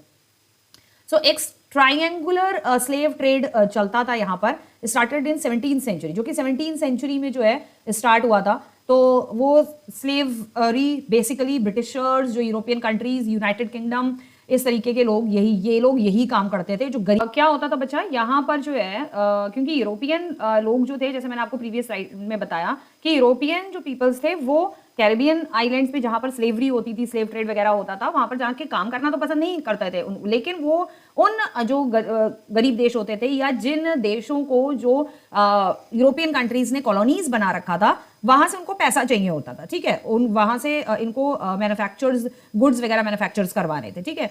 तो यहाँ पर क्या है, 3 कॉन्टिनेंट जो है वो स्लेवरी ट्रेड में जो है इन्वॉल्व हो रही हैं। और किस तरीके से कि यूरोप की जितनी भी पावरफुल कंट्रीज थी, वो पावरफुल कंट्रीज क्या करती थी, अफ्रीका से जो लोग होते थे उनको बंदी बनाती थी, ठीक है, गुलाम बनाती थी, उनको अपने कब्जे में करती थी, क्योंकि बेसिकली अफ्रीका के लोग जो हैं वो बायोलॉजिकली जो है बहुत ज़्यादा स्ट्रांग होते हैं, ठीक है, बहुत लंबे चौड़े होते हैं और उनका खाना पीना भी बहुत ज़्यादा डिफरेंट होता है इवन यहाँ यूरोपियन लोगों से, ठीक है, बहुत ज़्यादा डिफरेंट होता है। तो वहाँ पे बायोलॉजिकली वो लोग काफ़ी ताकतवर होते हैं, ठीक है। सो इसीलिए वो लोग अफ्रीका के लोगों को जो है स्लेव बनाते थे, ठीक है, अफ्रीका के लोगों को स्लेव्स बनाकर और वो अपनी कॉलोनीज में भेजते थे, जहां पर इन यूरोपियन कंट्रीज ने अपनी कॉलोनीज बनाई हुई थी। तो अपनी कॉलोनीज इन्होंने कहां बनाई थी, अपनी कॉलोनीज इन्होंने बनाई थी साउथ अमेरिका में और नॉर्थ अमेरिका में, ठीक है, यहां पर अपनी कॉलोनीज बनाई हुई थी और यहां पर वो लोग इन स्लेव्स से काम करवाते थे। तो स्लेवरी थोड़ा एनसीईआरटी से हटकर है, बट हम इसको शॉर्ट में लेंगे, ठीक है, और अच्छा टॉपिक है, इंटरेस्टिंग टॉपिक है, और बहुत सारे जो यूरोपियन कंट्रीज थी वो इस तरीके की स्लेवरी तरीके के जो वर्क जो हैं वो बहुत करवाया करती थी कॉलोनीज में, जो वो कंट्रीज जिनको उन्होंने कॉलोनीज बनाया हुआ था, ठीक है। और इनसे जो भी पैसा यहाँ पर जो प्रोडक्शन हो रहा है, यहाँ पे क्योंकि रॉ मटेरियल ऑलरेडी अवेलेबल रहता था, तो यहाँ पे जो भी प्रोडक्शन हो रहा है उससे जो पैसा आता था, ठीक है, वो पैसा कहाँ जा रहा था, वो पैसा जाता था आपका तो वो पैसा जाता था आपका यूरोप के देशों में, यानी कि यूरोप के देश जो है इस तरीके से पैसा कमाते थे, ठीक है। तो इस तरह से स्लेव ट्रेड करके यूरोपियन कंट्रीज जो थी वो यहाँ पर जो स्लेव से काम वगैरह कराती थी, इनको काफी ज्यादा अर्निंग होती थी, ठीक है, बहुत पैसा कमाते थे और वो सारा पैसा जो था वो यूरोपियन कंट्रीज में ही जाता था। जैसे यूके है, ब्रिटेन एक ही है, सॉरी स्पेन हो गया, फ्रांस हो गया। सो बेसिकली ये कंट्रीज ये सारा चीजें जो है बहुत ज्यादा करती थी, ठीक है। French merchant sailed from the port of Bordeaux और Nantes to the African coast where they bought slaves from local chieftains. तो यहाँ पर क्या था कि जो आपके ये जो पोर्ट थे आपके, ये 2 पोर्ट्स आप यहाँ पर देख सकते हो, ठीक है, ये नांटेज है और ये आपका बॉर्जेक्स। तो ये जो 2 पोर्ट्स थे, यहाँ से ये लोग क्या करते थे, आपके से ये लोग जाते थे, ठीक है, merchant sailed from the port of Bordeaux और Nantes to the African coast. यहाँ से ये लोग अफ्रीका के कोस्ट पे जाते थे, ठीक है, यहाँ से ये हो गया आपका, यहाँ से ये लोग अफ्रीका के कोस्ट जाते थे और अफ्रीका के कोस्ट, क्योंकि उस टाइम पे यहाँ पर ही ये आपका ओशन था, समुद्र यहीं पर ही था, तो यही एक रास्ता था जाने के लिए। फ्लाइट वगैरह तो उस टाइम नहीं हुआ करती थी, ओशन रूट ही, सी रूट ही एक बेस्ट था, ठीक है, कहीं भी आपको अगर जाना है ट्रेड वगैरह करने के लिए, ये स्लेवरी के लिए अगर ये लोग जा रहे हैं, तो यहाँ से फिर ये लोग अफ्रीकन कोस्ट जाते थे, where they bought slaves from the local chieftains. यहाँ से जो लोकल लोग होते थे, लोकल जो पीपल्स होते थे, बड़े बड़े जमींदार बहुत ज्यादा वहां पर भी होते थे, ठीक है, लैंडलॉर्ड्स वगैरह होते थे जो इन लोगों को बेचते थे, ये लोग चले जाते थे, ठीक है। आज भी बांग्लादेश और बंगाल, वेस्ट बंगाल, ये जो प्लेसेस हैं, ये जो कंट्री हैं, वेस्ट बंगाल क्योंकि इंडिया का है पार्ट, और बांग्लादेश जो दूसरी कंट्री, बांग्लादेश और वेस्ट बंगाल, यहाँ पर आज भी जो है मतलब इस पार्ट का मैं बता रही हूँ, दुनिया में और भी बहुत सारी ऐसी जगह है जहां पर आज भी स्लेवरी होती है, लोगों को खरीदा और बेचा भी जाता है, ठीक है। और आज भी होता है फॉरेन कंट्रीज में भी, यानी यूरोपियन कंट्रीज में भी, अमेरिकन कंट्रीज में भी, साउथ अमेरिका और इंडिया में भी, यानी कि वेस्ट बंगाल से जो है लोगों को खरीदा और बेचा जाता है बांग्लादेश की तरफ, ठीक है। आज भी होती है ये स्लेव ट्रेड। स्लेव पूरी तरीके से खत्म हो चुका है नहीं, आज भी होता है ये, ठीक है। पूरी तरीके से ऑल ओवर द वर्ल्ड से ये पूरी तरीके से नहीं गया है। तो जो लोकल लोग होते हैं वो लोग इन लोगों को बेच देते हैं, क्योंकि बहुत ज्यादा गरीब होते हैं, बहुत ज्यादा पुअर होते हैं, इनके पास खाने के लिए खाना भी नहीं होता है, तो मजबूरी में इन्हें अपने आप को बेचना पड़ता है, ठीक है। और उसके बाद ब्रांडेड और शेकल्स, ये लोग इन लोगों को पैक वैक करके हाथ वाथ बांध के इनके जंजीरों में सब कुछ जकड़ वकड़ के इनको, slaves were packed tightly into ship for 3 months long voyages, यानी कि 3 महीने तक ये लोग जो है अपना शिप पर 3 महीने तक ये लोग अफ्रीका के शिप से जो है यहाँ यूरोप और अमेरिकन कंट्रीज में, बेसिकली इनको अमेरिका की जो कंट्रीज थी वहां पे जो फ्रांस ने यूरोप के लोगों ने जो अपनी कॉलोनीज बनाई थी, इनको अमेरिका भेजा जाता था, ठीक है। तो 3 महीने की लॉन्ग जर्नी के बाद जो है ये लोग अमेरिका पहुंचते थे, और वो 3 महीने की जर्नी में ये लोग शिप में इनको बांध के जकड़ के जो है रखा जाता था। और कई बार क्या होता था, शिप में कई जो है ये मर जाते थे, कई ऐसे होते थे जो वहीं अंदर शिप में ही मर जाते थे। देवर सोल्ड टू प्लांटेशन, ठीक है। कुछ अमेरिका में भेज दिया था, तो कुछ ये लोग जो है वापस, ये जो स्लेव होते थे ये लोग यूरोप लेकर आते थे इन लोगों को, ठीक है। होता था ये यूरोप लेकर जाते थे, इन जो स्लेव्स होते थे, इन स्लेव्स को अफ्रीका से जो है ये लोग यूरोप लेकर जाते थे, और यूरोप में ये लोग प्लांटेशन वर्कर्स को उनको बेच देते थे। Like written here they were sold to plantation owners को बेच दिया जाता था। The exploitation of slave labour made it possible to meet the growing demand in European markets for sugar, coffee and indigo. तो वहां पे जो प्लांटेशन ओनर होते थे वो इन लोगों को खरीद लेते थे। वुमेन्स के अलग दाम होते थे, मेंस के अलग दाम होते थे, जिसकी जितना जो बंदा होता था, पर्सन जितना ज्यादा अच्छा होता था, उसका ज्यादा उतना अच्छा पेमेंट दिया जाता था, ठीक है। और खरीदने के बाद जो है वो प्लांटेशन जो वर्कर्स, प्लांटेशन ओनर्स जो होते थे, वो इनसे शुगर, कॉफी, इंडिगो इस तरीके के खेतों में काम करवाते थे। वो लोग इनको यहां से उठा के अमेरिका भेज देते थे, और अमेरिका में ये लोग इन्हीं शुगर, कॉफी, इंडिगो इन सब प्लांटेशन में काम करवाया जाता था। वहां पर इन्होंने अपने खुद के जो है प्लांटेशन, बड़े बड़े खेत जो है प्लांटेशंस में काम करने के लिए वो खुद के इन्होंने खरीदे हुए थे। सो यहां पर वही है कि पोर्ट जिन सिटीज से ये लोग जाते थे वो है आपकी बॉर्डर्स और नैंटेक, ठीक है। और यहां पर स्लेव ट्रेड जो था, इस पोर्ट्स के वजह से their economic prosperity to be flourishing, slave trade के वजह से इनकी यूरोपियन कंट्रीज की जो इकोनॉमी थी वो बहुत ज्यादा फुलफिल हो रही थी, बहुत ज्यादा अच्छे से जो है चल रही थी। नेक्स्ट है, through out the 18th century there was little criticism of slavery in France. So 18th century तक ये स्लेवरी आपकी चलती रही, और फिर थोड़ा थोड़ा धीरे धीरे लोगों को जब पता चला, लोगों को इन सब चीजों के बारे में, तो थोड़ा थोड़ा स्लेवरी के अगेंस्ट जो है क्रिटिसिज्म होने लगा, ठीक है। National assembly held long debates about whether the right of a man should be extended to all French subjects including those in the colonies. यानी कि नेशनल असेंबली बन गई थी, तो नेशनल असेंबली में इस बात पे बहुत ही लंबी चर्चा हुई, बहुत ज्यादा बहस हुई, इस पे लॉन्ग आर्गुमेंट हुआ कि क्या मनुष्यों के अधिकारों को उपनिवेशों सहित सभी फ्रांसीसी विषयों तक बढ़ाया जाना चाहिए। विषयों तक यानी कि सभी जो विषय हैं, ये जो सब्जेक्ट है, स्लेवरी जो सब्जेक्ट है, including those in the colonies, यानी कि जो फ्रेंच ने, जहां पर फ्रांस ने कॉलोनीज बनाई हुई है, वहां तक भी इस विषय में, इंसान के राइट, मैन के राइट के विषय में हमें वहां तक भी उसके बारे में भी बात करनी चाहिए, जहां पे फ्रांस ने कॉलोनीज वगैरह बनाई हुई है और वहां पे लोगों को, इंसानों को किसी भी तरीके का कोई अधिकार नहीं दिया है। But it did not pass any law. लेकिन नेशनल असेंबली ने स्लेवरी को लेकर, ट्रेड स्लेव को लेकर किसी भी तरीके का कोई लॉ पास नहीं किया। Fearing opposition from the businessman those income depend on the slave trade. और इसलिए उन्होंने इसलिए नहीं किया क्योंकि उन लोगों के डर से जो कि बहुत बड़े बड़े बिजनेसमैन थे, बहुत बड़े बड़े लोग थे, कुछ रॉयल फैमिली के भी लोग हुआ करते थे उस जमाने में। भाई आप सोच सकते हो ना कि अगर वो लोगों को खरीद रहे हैं, खरीदने जा रहे हैं, या अपने नौकरों को भेज रहे हैं कि वहां से अफ्रीका से लोग खरीद के लेकर आओ, यहां पर हम प्लांटेशन ओनर्स को हम बेचेंगे, फिर वो लोग दोबारा उनको अमेरिकन कॉलोनीज में जाकर बेच देते थे, ठीक है, सेल कर देते, क्योंकि ट्रेड हो रहा है, स्लेव का, गुलामों का ट्रेड हो रहा है, ठीक है। तो वो आप सोच सकते हो, समझ सकते हो कि वो लोग कितने रिच, कितने प्रॉस्पेरस, कितने बड़े बड़े बिजनेसमैन रहे होंगे, ठीक है। तो उनके डर से नेशनल असेंबली, तो जब वो बड़े बड़े बिजनेसमैन है तो वो नेशनल असेंबली में भी उनका कोई ना कोई पॉलिटिकल रोल रहा होगा, वो मेंबर भी होंगे नेशनल असेंबली में, गवर्नमेंट में वो मेंबर भी होंगे, ठीक है। तो इसके डर की वजह से नेशनल असेंबली ने किसी भी तरीके का कोई लॉ पास नहीं किया, क्योंकि उन बिजनेसमैन की जो इनकम थी वो प्रॉपर्ली स्लेव ट्रेड पर ही डिपेंड थी totally. That's why it's written over here, income depend on the slave trade. उनकी पूरी इनकम जो थी वो निर्भर करती थी, व्यापार उनका पूरा निर्भर करता था। इसके वजह से नेशनल असेंबली ने किसी भी तरीके का कोई कानून जो है नहीं बनाया। 1794 कन्वेंशन हुई, freed all slaves in the French overseas possessions. यानी कि 1794 में जब कन्वेंशन हुई तो वहां पर ये पारित जो है जारी किया गया कि फ्रेंच ने जहां जहां फ्रांस ने कॉलोनीज बनाई हुई हैं और गुलामों को जो है जंजीरों में जकड़ा हुआ है, पोजेशन कर रखा है, उनको जकड़ रखा है, उनको अपने अंडर में कब्जा जो उन्होंने किया हुआ है ओवरसीज, वहां पर सारे स्लेव्स को जो है फ्री किया जाए। This turn out to be a short term measure. 10 years later Napoleon reintroduce slavery. ये जो था एक बहुत बड़ा टर्न था फ्रांस के अंदर, और फ्रांस ने जहां जहां कॉलोनीज बनाई हुई थी, even for the Europe also, Europe के लिए भी एक बहुत बड़ा टर्न था। लेकिन उसी के चलते 10 साल बाद जब नेपोलियन दोबारा गद्दी पे आया, जो कि अपने आप को उसने जो है फ्रांस का जो है मतलब तकदीर लिखने वाला आदमी जो है, उसने अपने आप को डिक्लेयर किया, तो 10 साल बाद जब नेपोलियन आया तो उसने दोबारा से स्लेवरी को जो है री इंट्रोड्यूस जो है कर दिया।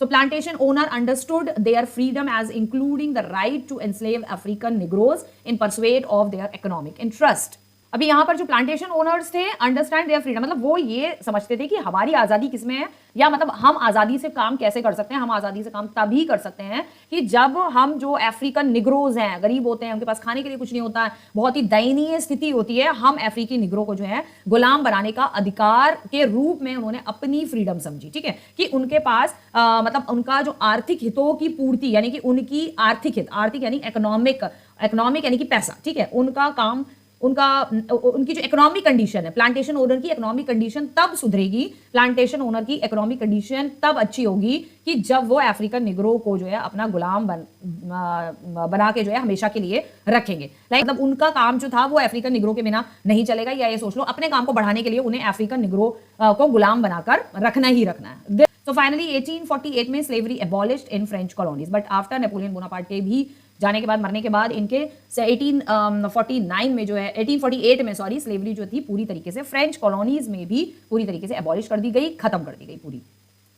ग्रो और इमेंसिपेशन के बीच में कुछ यहाँ पर दिखाया है हमने, डिफरेंस दिखाया है कि निग्रोस, इमेंसिपेशन क्या है, दोनों क्या चीज है। ठीक है, निग्रोस किसे कहते हैं? Basically Negro a term used for the indigenous people of Africa south of the Sahara. It is a derogatory term not in common use any longer. आज के टाइम पे वैसे ये निग्रो टर्म जो है कहा जाता है कि यूज भी होती है, लेकिन अफ्रीकन पीपल्स को, जो अफ्रीका के लोग हैं वहां वैसे फिलहाल आज भी जो है मतलब वहां पर जाकर नहीं बोल सकते हैं, लेकिन आउट ऑफ अफ्रीका, अफ्रीका के बाहर अफ्रीकन पीपल्स को आज भी निग्रोस के नाम से ही डिनोट किया जाता है। ऐसा कुछ नहीं है कि ये टर्म बोली नहीं जाती है या खत्म हो गई है। तो ये मतलब आम यूज में नहीं है, मतलब नॉर्मली जो वहाँ के स्पेशली जो पीपल्स होते हैं वो बेसिकली वो नहीं यूज करते हैं, वो आपस में बोलने के लिए नहीं यूज करते हैं। थोड़ा सा ये जो है ना एक डेरोगेटरी टर्म है, यानी कि ये मानते हैं ये कि एक अपमानजनक टर्म है, ये अपमानजनक बात है ये निग्रो वर्ड को यूज करना। बट बेसिकली जैसे कि बहुत सारे, जैसे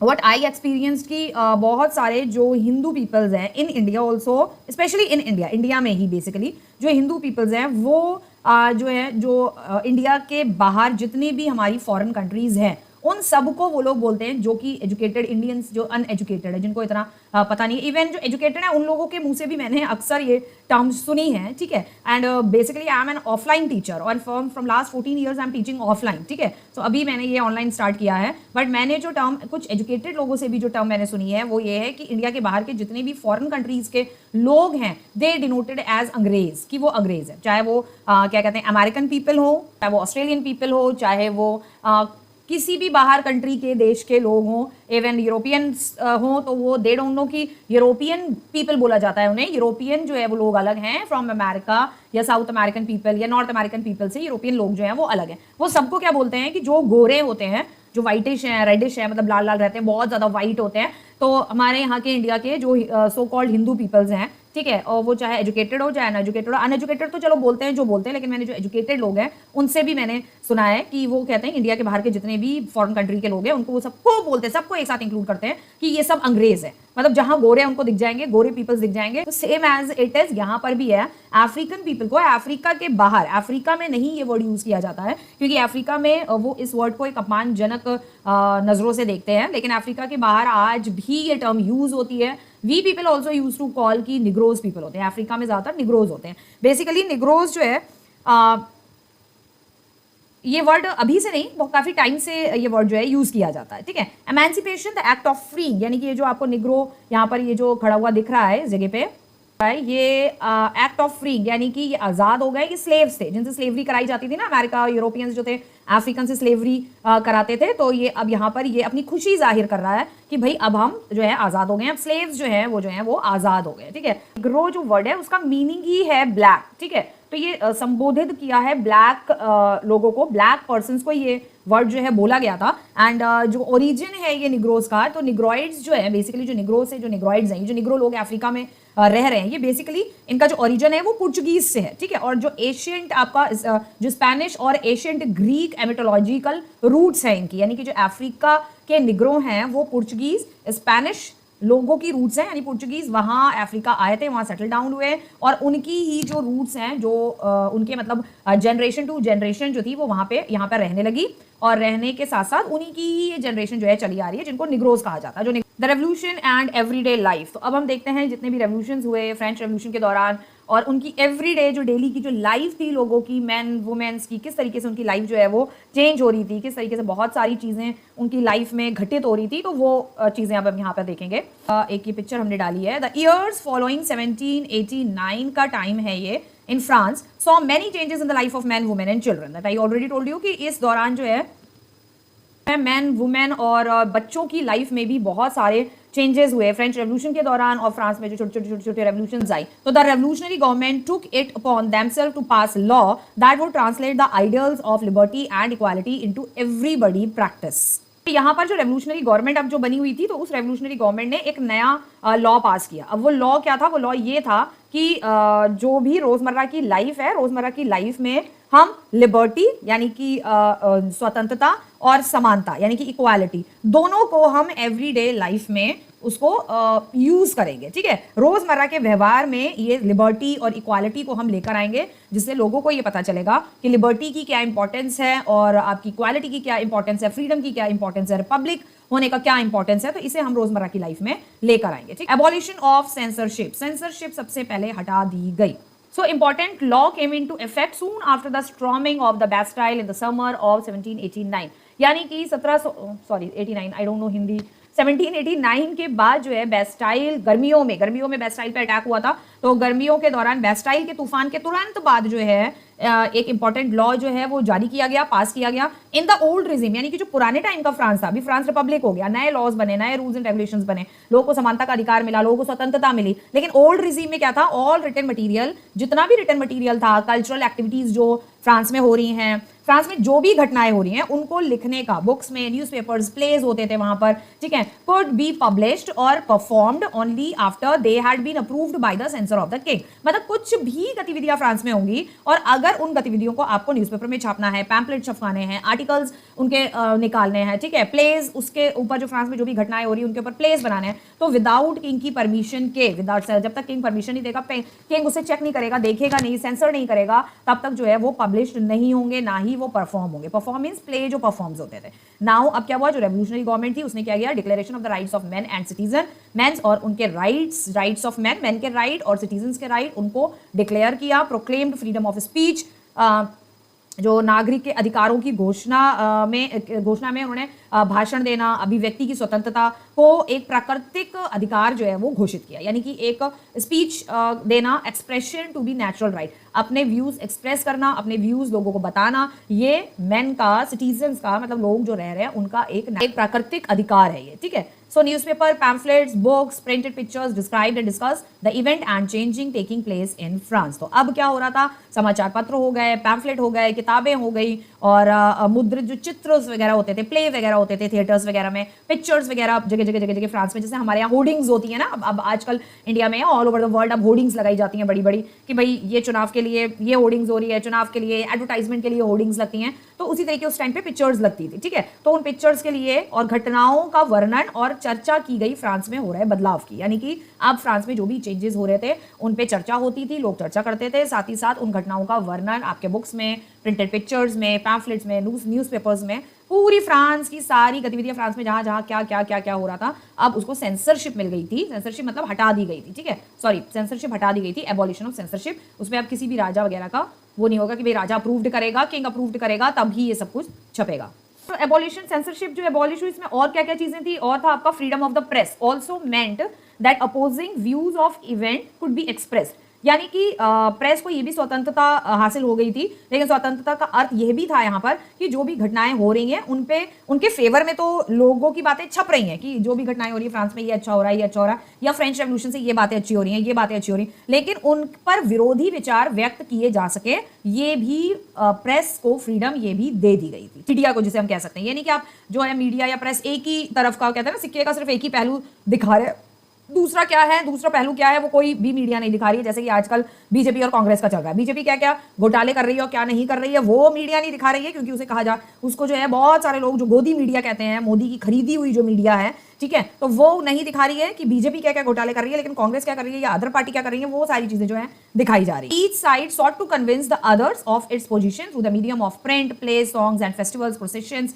attracted large number of people. अभी प्रत्येक पक्ष में प्रिंट के माध्यम से दूसरों को अपनी स्थिति समझने की कोशिश करी, मतलब प्रिंट जो मीडिया आया तो प्रिंट मीडिया के थ्रू लोगों ने अपनी जो उनकी जो स्थिति थी वो दूसरे लोगों को समझाने की कोशिश करी। जो उनके नाटक थे, गीत थे, प्ले थे, उत्सव के जुलूस में बड़ी बड़ी संख्या में लोग जो है निकलते थे और अपने प्ले प्रोसेशन लिखा है ना, तो जुलूस निकालते थे, ठीक है, अपने प्रोसेशन के थ्रू जो फेस्टिवल्स होते थे उस टाइम पे अपने गीतों के थ्रू, अपने नाटकों के थ्रू जब लोग बड़ी संख्या में निकलते थे तो दूसरे लोग जो थे उससे आकर्षित होते थे, उससे इंप्रेस होते थे और वो उनके विचारों को, उनकी चीज़ों को, उनकी सिचुएशन को, उनकी पोजीशन को, उनकी स्थिति को जो है समझने की कोशिश करते थे। Now this was one way that they could grasp and identify with ideas such as liberty or justice। ये एक तरीका था जिससे वो लिबर्टी, ये एक तरीका है मतलब जिससे वो ग्रास्प कर सकते हैं, आइडेंटिफाई विद आइडिया, कि कौन से आइडिया से वो आइडेंटिफाई कर सकते हैं कि लिबर्टी क्या है, जस्टिस क्या है, ये आइडिया को वो ग्रास्प कर सकते हैं। That political philosopher wrote about at length in text which only a handful of educated people could read। अभी जो फिलोसोफर वगैरह ने लिबर्टी, इक्वालिटी, जस्टिस के बारे में जो भी कुछ लिखा था, तो जो वो उन्होंने जो अपनी बुक्स में लिखा है ना, तो बुक्स में लिखा है, रिटर्न है इंग्लिश में या फ्रेंच लैंग्वेज में, ठीक है, या दूसरी और लैंग्वेज में, स्पेशली इंग्लिश में अगर लिखा है तो जो एजुकेटेड है वही इंग्लिश में पढ़ पाएंगे, जो फ्रांस के जो लोग एजुकेटेड नहीं है वो कैसे पढ़ पाएंगे। सो ये एक तरीका था जिसमें स्वतंत्रता या न्याय जैसे विचारों को समझ सकते हैं। ये में राजनीतिक दार्शनिकों ने ग्रंथों में विस्तार से लिखा था, यानी कि फिलोसोफर्स ने लिबर्टी और जस्टिस के बारे में ग्रंथों में विस्तार से लिखा था, जिसे केवल मुट्ठी भर शिक्षित लोग ही पढ़ सकते थे। तरीका था जो प्रेस के थ्रू पता चल रहा है लोगों को, लोग प्लेस कर रहे हैं, लोग सॉन्ग्स अपने बना रहे हैं, लोग प्रोसेशन कर रहे हैं, जुलूस निकाल रहे हैं, उस जुलूस के दौरान बता रहे हैं जस्टिस क्या है, लिबर्टी क्या है, इक्वालिटी क्या है। तो इससे क्या है, इससे जो लोग अनपढ़ हैं, जो पढ़े लिखे नहीं है, जो एजुकेटेड नहीं है, उनको भी ये आइडिया को समझने का मौका मिल रहा है हुआ है। Last but not the least is conclusion. अब इन सारे सार का, पूरी स्टोरी का, पूरे चैप्टर का कंक्लूजन क्या है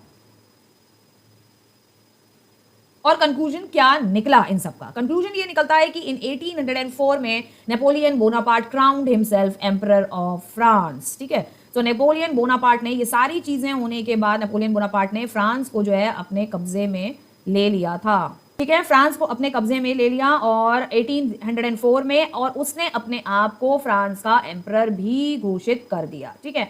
तो Napoleon saw his role as a moderniser of Europe. उसने अपने आप को क्या देखा कि वो अपने आप को बताता था कि मैं पूरे यूरोप को जो है, मतलब फ्रांस को इतना ज्यादा मॉडर्नाइज करूंगा कि पूरे यूरोप के लिए फ्रांस एक एग्जाम्पल ठहरेगा। एज अ रोल मैं बना, मतलब ऐसा खुद को और फ्रांस को मैं एज अ एक रोल मॉडल बनाकर पेश करूंगा पूरे यूरोप के सामने। And introduce many law such as the protection of private property. और बाद में उसने जो है, जब उसने अपने आप को एम्परर घोषित किया, उसने बहुत सारे लॉज बनाए प्राइवेट प्रॉपर्टी को प्रोटेक्शन देने के लिए, उसने कहा, ठीक है। And uniform system of weight का एक प्रॉपर यूनिफॉर्म सिस्टम बनाया, मेजर करने का एक प्रॉपर यूनिफॉर्म सिस्टम बनाया, provide by the decimal system. जो डेसिमल सिस्टम था, ये डेसिमल है, तो जो डेसिमल सिस्टम था उसको, उसके थ्रू मेजर करने का एक प्रॉपर सिस्टम बनाया। मतलब फ्रांस में डिफरेंट जब सिटीज में हम जाते थे, फ्रांस के ही अंदर, विद इन फ्रांस के अंदर, वो आप 10th में पढ़ोगे, या एक सिटी से दूसरी सिटी जाते थे तो वेट का और मेजर का जो वो होता है, जैसे लाइक 1 किलो चावल, अगर फ्रांस की सिटी, किसी सिटी में अगर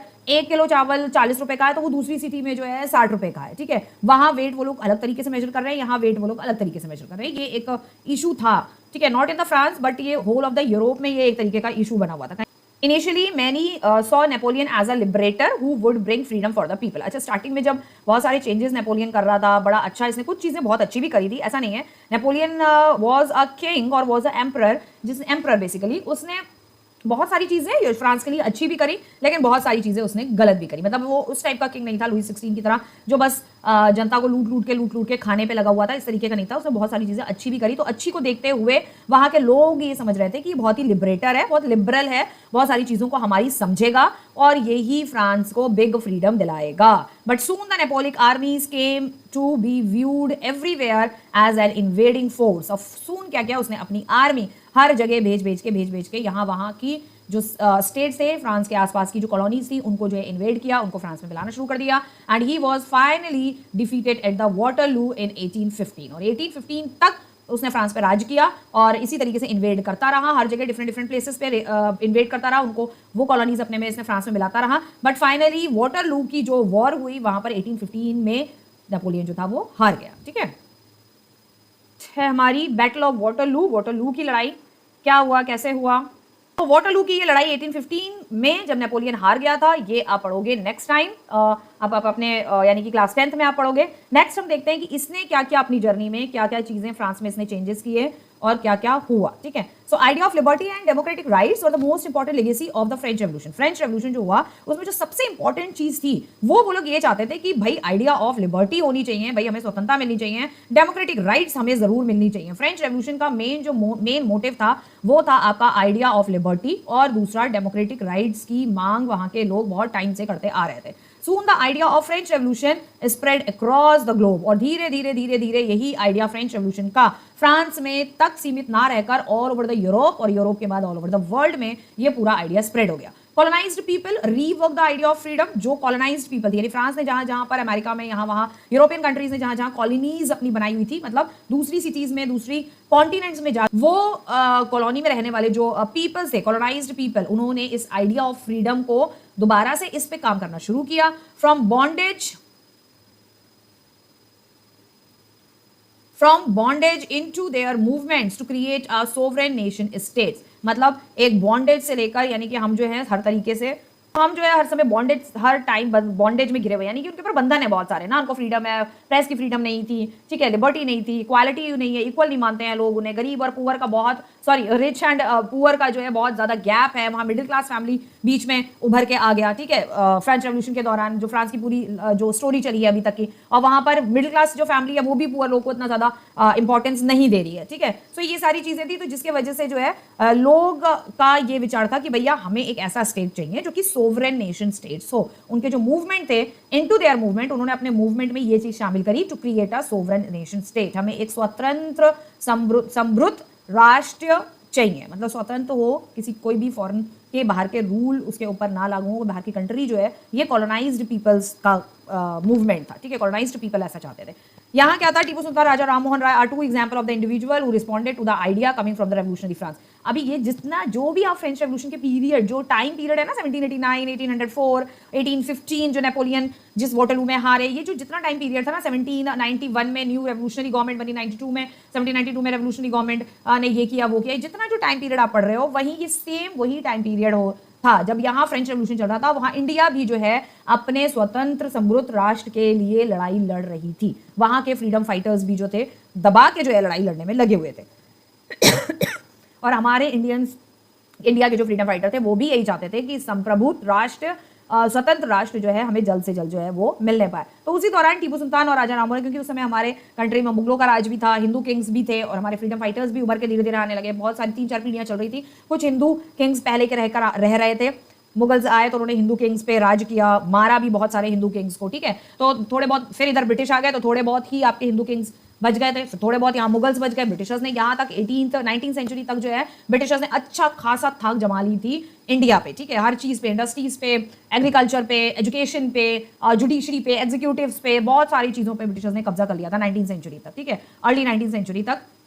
और उसी दौरान जो है आपके जो हमारी जो नई पीढ़ी हो गई थी, मुगल्स के कुछ थोड़े बहुत राजा बचे थे, हिंदू भी किंग्स जो है वो थोड़े बहुत ही बचे थे, और उसके बाद जो हमारी नई पीढ़ी जो आ गई थी जो कि फ्रीडम फाइटर्स की पीढ़ी थी, जिसमें राजा राम मोहन रॉय और आपके बाल गंगाधर तिलक और विपिन ये कुछ नाम में जो फॉरगेट हो गया है, सरोजनी नायडू। ठीक है, और कौन कौन थे आपके, मंगल पांडे रहे, झांसी की रानी रही, ठीक है, बेगम हजरत महल, ये सारे जो है ये सब भी मिलके जो है अर्ली 19th सेंचुरी में जो 1857 का फर्स्ट वॉर ऑफ इंडिपेंडेंस हुआ, ठीक है, इंडिया में, तो उसी दौरान ये राजा राम मोहन रॉय उसी मतलब उसके बाद आए थे। यहाँ टीपू सुल्तान भी उस टाइम पे था।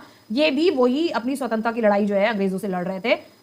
जो रेवोल्यूशनरी फ्रांस था उन्हीं से ही ये आइडिया लिबर्टी, इक्वालिटी और ये सारे आइडिया इन लोगों को धीरे धीरे, क्योंकि पूरे वर्ल्ड में ये स्प्रेड हुआ आइडिया और ये इंडिया तक भी यहाँ पहुंचा और यहाँ ब्रिटिशर्स के अगेंस्ट जो है लोग की लड़ाई चल रही थी। Example of individual who responded to idea coming from revolutionary France से ही ये आइडिया आपका आया था। सो नेक्स्ट आ जाते हैं हम अपने होमवर्क क्वेश्चंस पे। कौन कौन से होमवर्क क्वेश्चंस हमने आपको देने हैं, तो होमवर्क क्वेश्चंस में आ जाइए कि name the author of two treatise of government. Two treatise of government किस ऑथर ने बनाया था? रूसो, जॉन लॉक, वॉल्टियर और मॉन्टेस्क्यू। टू ट्रीटीज वाली जो गवर्नमेंट थी वो किस ऑथर ने बनाया था? तो आप मुझे कमेंट सेक्शन में ये सारे क्वेश्चंस के आंसर जो है लिख के देंगे, because this is your homework. आप अपनी रफ कॉपी में भी इसको जो है कर सकते हैं। What do the noble man and the peasant in the image below represent respectively. तो ये पिक्चर में जो नोबल मैन है और पीजेंट है वो ये क्या जो है डिपेक्ट कर रहा है, ठीक है, ये क्या है? So in this question you have to tell कि नोबल मैन जो है वो इस पिक्चर में क्या रिप्रेजेंट कर रहा है, साथ ही साथ जो पीजेंट है वो इस पिक्चर में क्या रिप्रेजेंट कर रहा है। तो पहले आपको यहाँ पर जो है नोबल मैन के बारे में बताना है कि नोबल मैन क्या रिप्रेजेंट कर रहा है, और उसके बाद आपको पीजेंट्स के बारे में बताना है, पीजेंट के बारे में, सॉरी, कि पीजेंट क्या रिप्रेजेंट कर रहा है। यानी कि नोबल मैन यानी कि स्पाइडर है, फ्लाई है, या फ्लाई या स्पाइडर है, या spider dog, sorry spider dog है, या फ्लाई और डॉग है, ठीक है। सो ये आपको यहाँ पे बताना है। आप कमेंट सेक्शन में मुझे लिख के जो है यहाँ पर आंसर का रिप्लाई कर सकते हैं। नेक्स्ट है आपका, according to the 1791 constitution national assembly was to be. 1791 के कॉन्स्टिट्यूशन के बाद जो नेशनल असेंबली बनी वो किस टाइप की नेशनल असेंबली थी? डायरेक्टली इलेक्टेड थी, अपॉइंटेड बाय द किंग थी, डायरेक्टली इनडायरेक्टली इलेक्टेड थी, सॉरी, और या फिर अ हेरिडिटरी बॉडी थी? ये आप मुझे ये भी कमेंट सेक्शन में बताएंगे। नेक्स्ट आते हैं, member of the Jacobin clubs were known as. Member of जो जैकोबियन क्लब्स के जो मेंबर थे, जो कि मॉन्टेस्क्यू जो थे, सॉरी रॉबस्पियर्स जो थे उसके हेड थे, तो उनके मेंबर्स को क्या कहा जाता था? कंजर्वेटिव कहा जाता था, रेवोल्यूशनरीज, टेररिस्ट या सैंस क्लोटोस कहा जाता था। ओके, नेक्स्ट क्वेश्चन पे आते हैं, in which year did French women finally get voting rights. तो वोटिंग राइट्स जो है वो कब मिले फ्रांस की वुमेन्स को?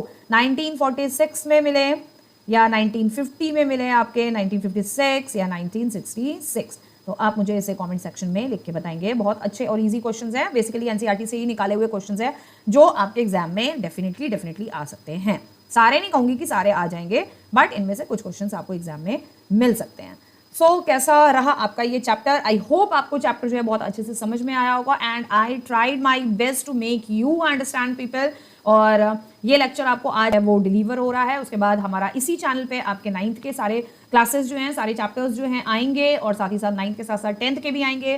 सो students those who are going from 10th to 11th में जो बच्चे चले गए हैं, please recommend your friends to watch my channel for the 10th class social study.